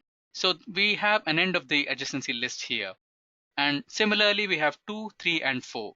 So this is how adjacency list works. Next, we have directed graphs. The only difference between a normal undirected graph and directed graph is the direction. So here, we describe the connection between the nodes based on the direction. So we do have a connection between 3 to 2, but we don't have a connection from 2 to 3, because the direction is outwards from 3 to inward 2. So this is how you need to consider the graph, and you have to design the adjacency matrix and adjacency list. So according to this, we don't have a link between 2 to 3, but we have a link between 3 to 2. 2 is directing to 3, no, we have 0. But 3 is directing to 2, yes, we have 1. Similarly, we have the adjacency list. Here, 0 is connected to 1, 1 is connected to 2, and 2 is connected to 1 and 0, and 3 is connected to 2, 4 to 5, and 5 to 4. Now, let us understand weighted directed graphs. Weighted directed graphs are completely similar to directed graphs. The only difference is that we have certain weights or certain costs for the traversal of the nodes from one to another on their edges. So according to the adjacency matrix, there is no change, but according to the adjacency list, we have a little change which includes the cost or the weight of the traversal of nodes from one to another. Followed by this, we have files. Basic file handling techniques in C programming provide the basic functionalities that user can perform against files in the systems. Now, let us understand this in a much better way. So, the following functionalities are the basic file handling techniques. To create a new file, fopen with attributes A+, W, or W++. We shall understand this in detail in the next upcoming concepts. Opening files, we have to use the fopen function, and reading files, we can use the functions fscanf or fgetc. And to write in a particular file, we can either use fprintf or fputs. And followed by that, to moving to a specific location in a file, we can either use fseek or rewind. And finally, to close a file, we have to use the function fclose. Don't worry, I'll explain each one of these functions using a specific program. In short, fopen is used to open a file, fclose is used to close a file, fgets is used to read a file, and fprint is used to write into a file. Let us execute programs based on all of these three factors. Let us try to create a file and write some text into that file. So here I'm trying to create a file by the name edureka.c, and the message I'll be writing into that file would be Edureka Happy Learning. As you can see, the program has been successfully executed and the file has been created, and the message which I wanted to print has been successfully written into the file, which is Edureka Happy Learning. Let us try to execute a different program where we have to just read the content which is present in the file. As you can see, this particular program has been designed to read the contents present in that particular file. Let us now try to run this program. As you can see, the program has been successfully executed and it is reading the file with some message which says it is missing semicolon. Okay, let me include a semicolon here. Let me try to run this program again. If the error shows again, yeah, there might be some problem with the compiler. The compiler is reading the message. Basically, if you execute this program in an actual C editor, which is Turbo C++ or C, it should not throw an error. Yeah, it is reading the file. So now let us move on to our next section, which defines the functions of R, W, A, and R plus, W plus, and A plus. So R searches a file. If the file is opened successfully using fopen function, then it loads the particular file and sets a pointer to it. And that pointer will be specified to the first character which is starting in the particular file. Followed by that we have W. W just searches for a file. If the file exists, then the contents will be overwritten. If the file does not exist, then a new file will be created and a null value will be returned if it is unable to open that particular file. Next is A. A searches for the file. If the file is opened successfully, then fopen loads it to the memory and sets up a pointer, and that points to the last character of the file. If the file doesn't exist, then a new file is created, and if a file doesn't open, then it returns a null value. Now let us go into R plus, W plus, and A plus. R plus searches a file. If it is opened successfully, then fopen loads it up into the memory and sets up a pointer which points to the first character in it. If it is not open, then R plus will return null pointer if it is unable to open it. Followed by that we have W plus. W plus searches for the file. If the file is existing, then the contents of that particular file are overwritten, and if the file doesn't exist, then it creates a new file. And in case if it is not able to open it, it will return a null pointer. Similarly, A plus. A plus searches a file. If the file is opened successfully, then it loads into the memory and sets the pointer to the last character of the existing file. If it doesn't exist, then a new file is created, and finally, if it is not able to open the file, then it returns a null value. Next, we have strings. The string is defined as a one-dimensional array of characters terminated by a null character. The character array or the string is used to store text such as word or sentences. Each character in the array occupies 1 byte of memory, and the last character must be 0. So as discussed before, strings are completely similar to arrays. The elements are stored in sequential memory, similar to array. But the only difference is that strings include a null character at the end of the array just to convey the compiler that it is the end of the string. So strings are basically two types, which are character arrays or string literals. Now we have some basic operations which will be applied on strings. The most basic operations which we apply on strings are string length, which will return the length of the string. Followed by that we have string copy, which copies the string from source to destination, and string cat, which is used to join two or more strings. And after that we have string comparison, which compares the given two strings. After that we have string reverse, which reverses the given string. Followed by that we have string lower and string upper, which converts the case of the string. For example, if we use string lower, then the uppercase of the string will be converted into the lowercase, and similarly string upper will convert the lowercase characters into the uppercase characters. Now let us use Eclipse. So this particular example is based on string length operation, where I have provided the string edureka and I'm trying to find out the length of the string. Now let's run this program.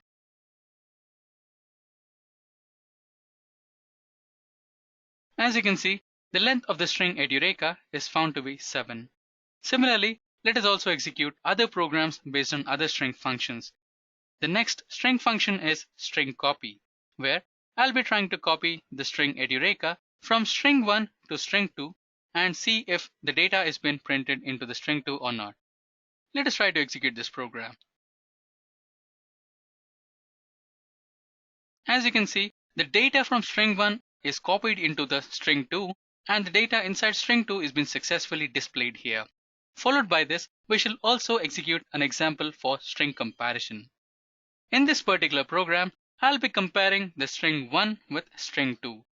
Let us execute this program. As you can see, the program has been successfully executed.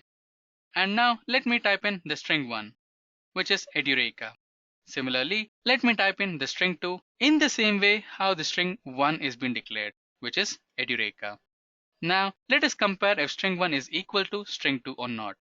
As you can see, the strings are declared to be equal. Now let us try to execute a program based on string concatenation.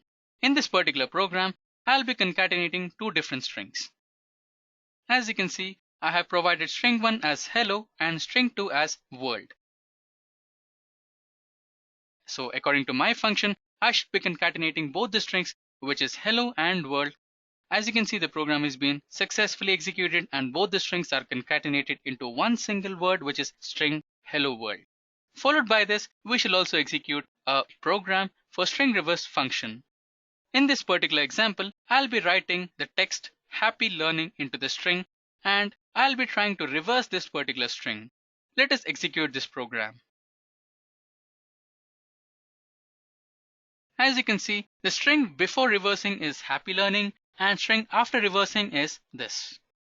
Let us try to execute an example based on string lawyer, where a particular string in uppercase will be converted into lowercase. Now let me write a string in uppercase. I have written Edureka in uppercase. Now let us convert it into lowercase. So as you can see, the data has been displayed as Edureka in lowercase. Similarly, let us try to execute a program based on string uppercase.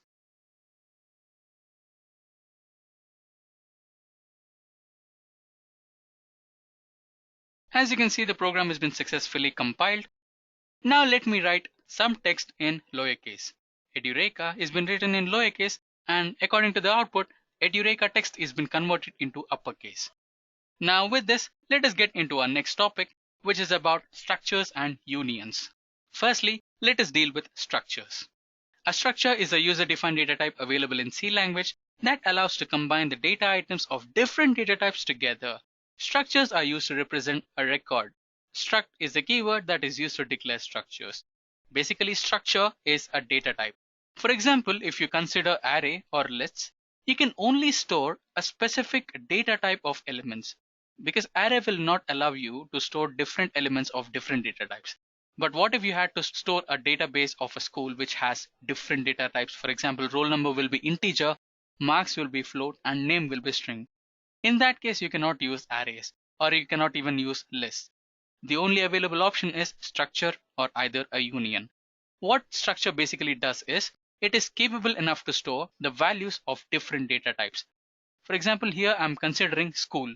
I've defined a structure using the keyword struct and the name of my structure is school, inside which I have declared ID of a student using integer data type and name of the student using string data type and percentage of the student using float data type.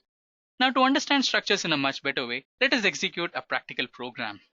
Now let us use an online compiler to compile our code. So in this particular example, I am writing the roll number, name and marks of a particular student. So let us execute this code. As you can see, the code has been successfully compiled and it is asking me for input the name, roll number and percentage of the student. Let me write a random name to the student, Raj, and his roll number will be 123. Followed by that, let us include his percentage, which will be 75.4. As you can see, the data has been successfully inputted for the first student. Now as we have defined the for loop, which will run for 3 times, so let us also include another student's details here. Name as Ram and his roll number will be 124 and percentage will be around 60. Now let us enter the value for third student.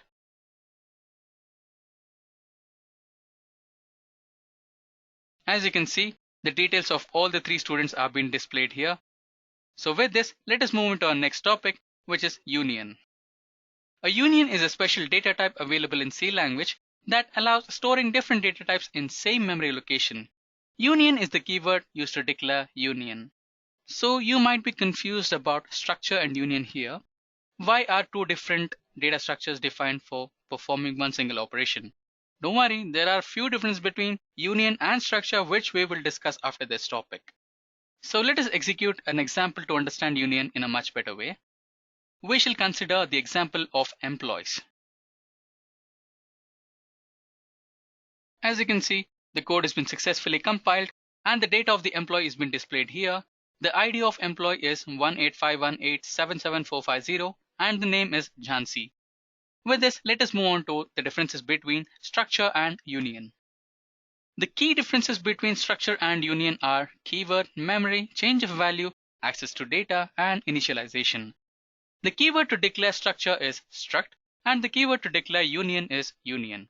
After that, the memory. In structure, each member has unique memory space. For example, ID has a unique memory space, name has its own unique space, and followed by that, even the percentage has its own unique space. When it comes to union, a whole complete block of memory will be declared for union, and all the data members will be sharing that allocated memory. When it comes to the next parameter, it is change of value. Changing the value of one member in structure will not affect the others. But in case of unions, changing the value of one member will definitely affect the others because they are sharing one common memory. After that, access to data. All members can be accessed at one single time if you are using a structure. But when it comes to union, you have to access one member at one single time. You cannot access all the members at one single time. And the last parameter is initialization. All the members of the structure can be initialized at once, but when it comes to union, the only first member of the union can be initialized. So these were the few major differences between structure and union. Let us move into the next topic, which is data segments. So what are data segments? Data segments are divided into four different types. They are data area, code area, heap area, and stack area. What are these? Let us discuss each one of them in detail. Firstly, data area. Data area is permanent memory area. All static and external variables are stored in this data area. All variables which are stored in data area exist until the program exists. Followed by that, we have code memory area. Code memory area is only area which can be accessed by function pointers. The size of code area is completely fixed. Followed by that, we have the heap area. The heap area is used to store the data structures which are created by using dynamic memory allocation. We shall discuss about dynamic memory allocation and the functions available in dynamic memory allocation after this concept. So the size of heap area is variable and depends upon the free space in the memory. Followed by that, we have the stack area. Stack area is divided into two parts, namely initialize and non-initialize. Initialized variables are given priority than non-initialized variables. So with this, we shall move on to our next important topic, which is dynamic memory allocation. So what is dynamic memory allocation? Dynamic memory allocation is defined as a procedure in which the size of the data structure is changed during the runtime. There are four library functions provided by C in standard library.h header, and this facilitates the dynamic memory allocation. Now let us discuss the dynamic memory allocation functions. Those are malloc, calloc, realloc, and free. Firstly, malloc. Malloc or memory allocation method is used to dynamically allocate a single large block of memory with the specified size. It returns a pointer type void which can be cast into a pointer of any form. Followed by that, we have calloc. Calloc or continuous memory allocation method is used to dynamically allocate a specific number of blocks of memory of specified types. It includes each block with a default value of 0. The only difference between malloc and calloc is malloc, after allocating a block of memory, will not allocate with a default value of 0. Instead, a junk value is stored there. But in calloc, it will allocate each and every memory block with a default value as 0. Followed by that, we have realloc. Realloc or reallocation is a method used to dynamically change the memory of previously allocated memory. If the memory is previously allocated with help of malloc or calloc, and in case if it is insufficient, then you can reuse realloc and increase the memory size. Realloc is used to dynamically reallocate memory. Followed by that, we have free method. Free method is most important method. Don't ever forget to use free method. when you are allocating memory using dynamic memory allocation, because free method deallocates the memory. The memory allocated using the functions malloc and calloc are not deallocated on their own. Hence, free method is used whenever the dynamic memory allocation takes place. It helps to reduce the wastage of memory by freeing it. Now, let us execute programs based on malloc, calloc, realloc, and free. Now, let us execute this program based on malloc. So this particular example is based on malloc. We are using malloc function here, and the data type we have chosen is integer. Now, let us execute this program. As you can see, the number of elements we have chosen are 5, and the memory has been allocated using malloc, and the elements of the array are 1, 2, 3, 4, and 5. Similarly, let us execute a program based on calloc.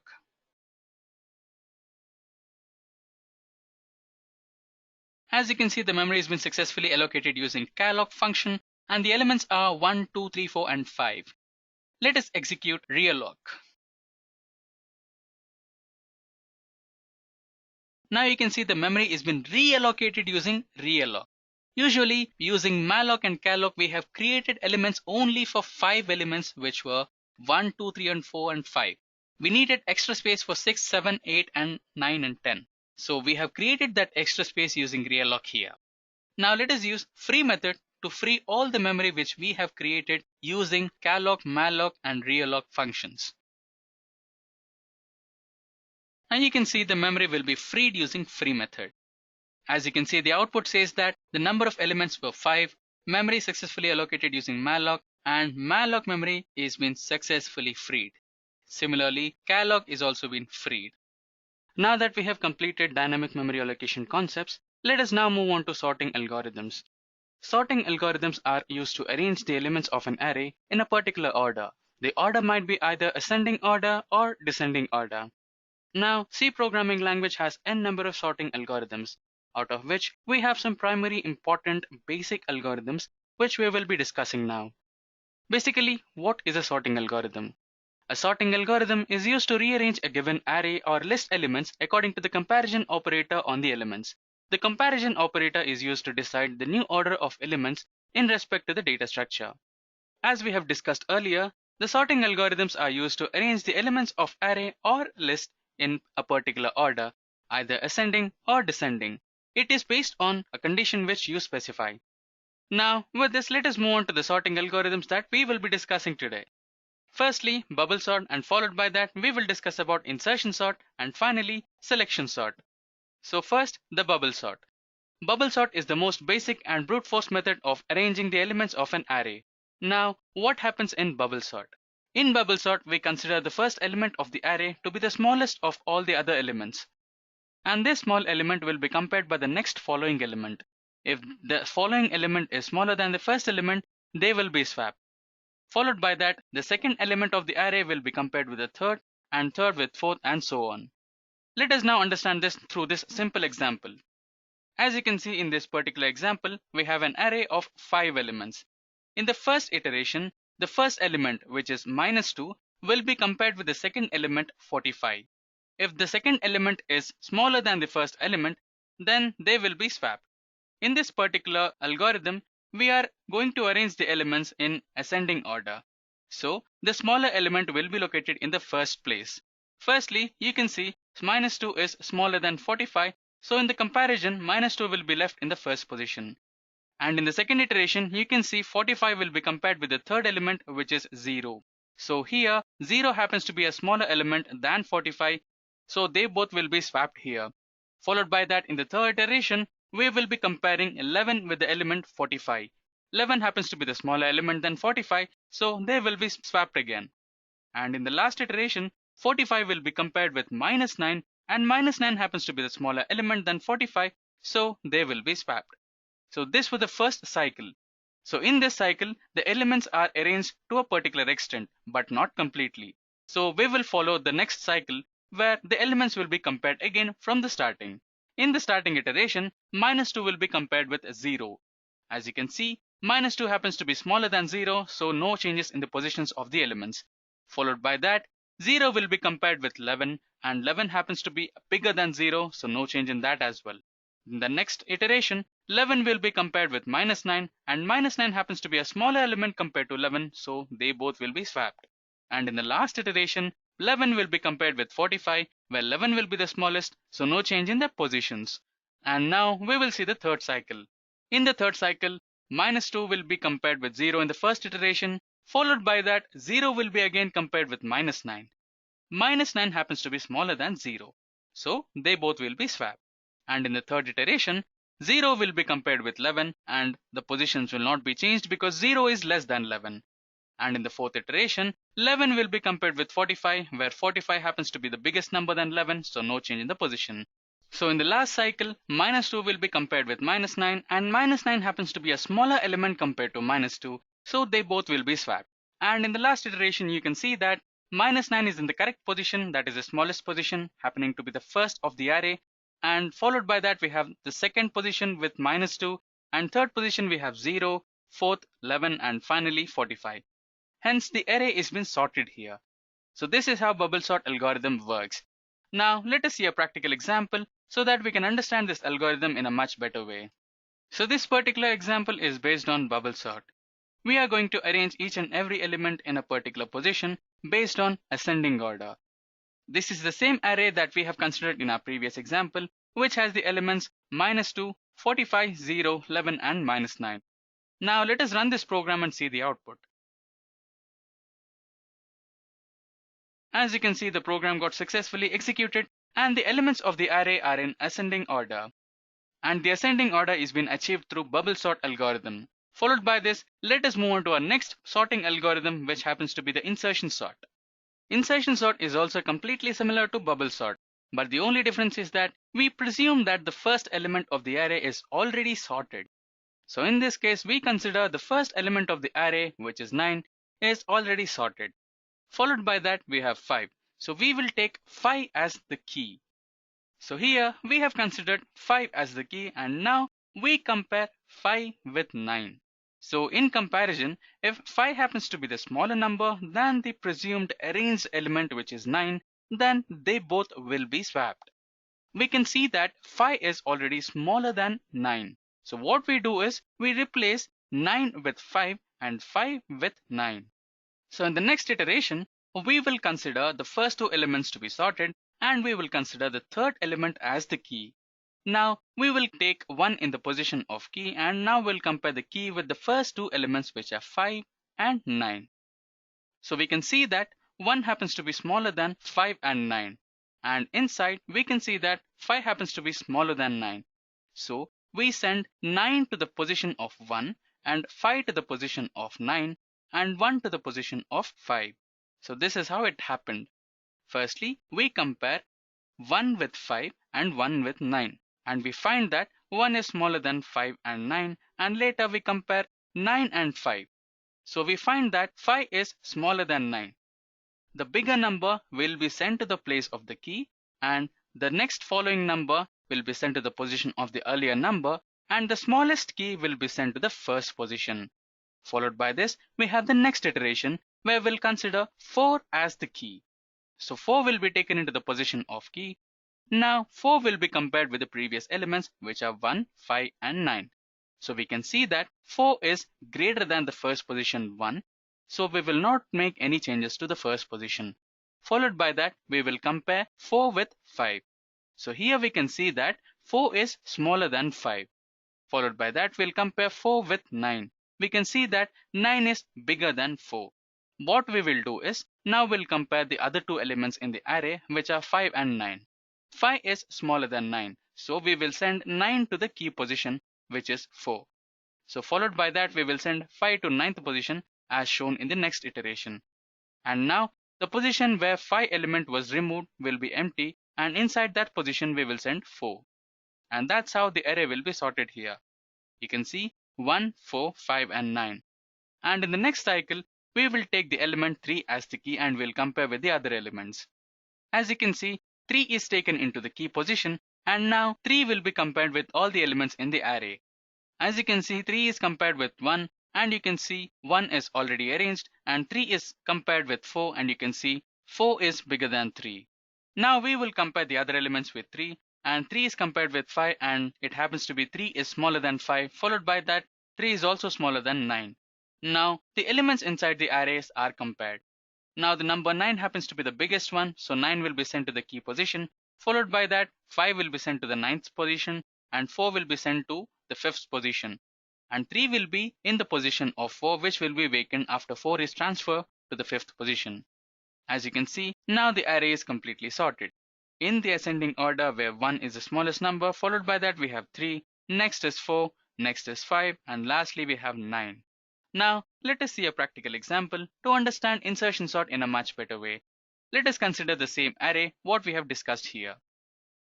So this particular example is based on insertion sort, and we will be considering the same array what we have discussed in our earlier example, which is 9, 5, 1, and 4 and 3. Let us execute this program and see if the array will be sorted in ascending order according to insertion sort or not.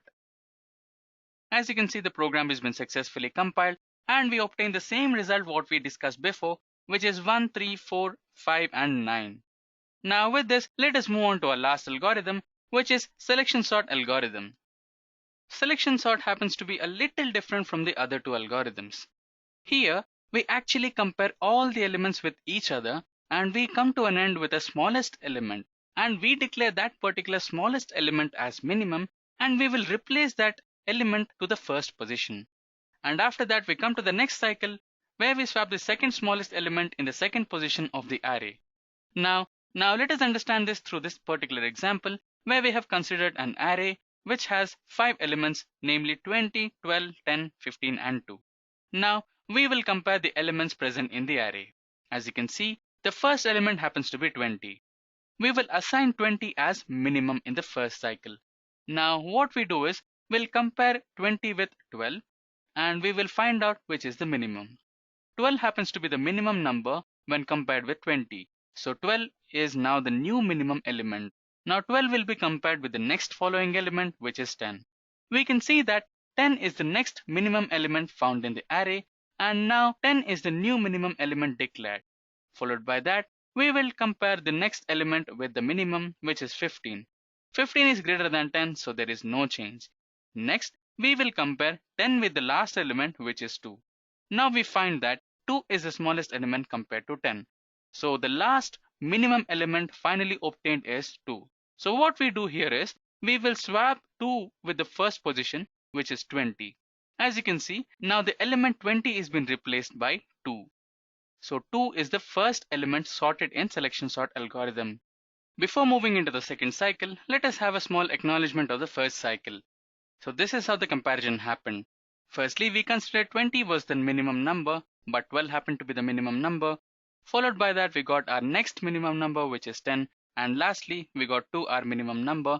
And finally, the array got sorted with the first element placing 2 in the first position. Followed by that, now we shall move to the next cycle. In the next cycle, we can see the first position of the array 2 is been successfully sorted. Now we shall consider 12 to be the minimum number. So we consider the minimum number to be 10. Now 10 will be compared with the next following number, which is 15. And we find that 10 is already smaller than 15, so there will be no change in the position. Followed by that, we have 10 and 20. So 10 happens to be the smaller number when we compare with 20. So there is no change in the position. So now what we do is, we shall swap the position of 12 with 10, making that the next smallest element in the array. With this, we finish the second cycle. Now we shall move to the third cycle, where we will consider the following element after 10, which is 12, to be the minimum element, and we will compare with the other following elements, which are 15 and 20. As you can see, we have considered 12 to be the minimum number, and we compare with 15, and we obtain 12 is smaller than 15, so there is no change in the position. In the next iteration, we compare 12 with 20, and we find that 12 is smaller number compared to 20, so there is no change in the position again. So we find that the array has been already sorted for this cycle, and we will move on to the next cycle, where we will make 15 as our minimum element, and we will compare 15 with the following element, which is 20. So here you can see that we have made 15 as our next minimum element, and now we are comparing with the element 20. And we find that 15 is already smaller than 20, so there is no change in the positioning. And finally, we obtain the sorted array. Now, let us execute a practical example to understand selection sort algorithm in a much better way. We shall consider the same array in that particular example as well. Now, this particular example is based on selection sort algorithm, and we have taken the same elements which we have discussed in the earlier example, which are 20, 12, 10, 15 and 2. If the elements will be arranged in ascending order according to selection sort algorithm or not. As you can see, the program got successfully executed and the elements of the array have been sorted in ascending order based on selection sort algorithm, and the result what we have obtained is completely similar to the result we have discussed before, which is 2, 10, 12, 15 and 20.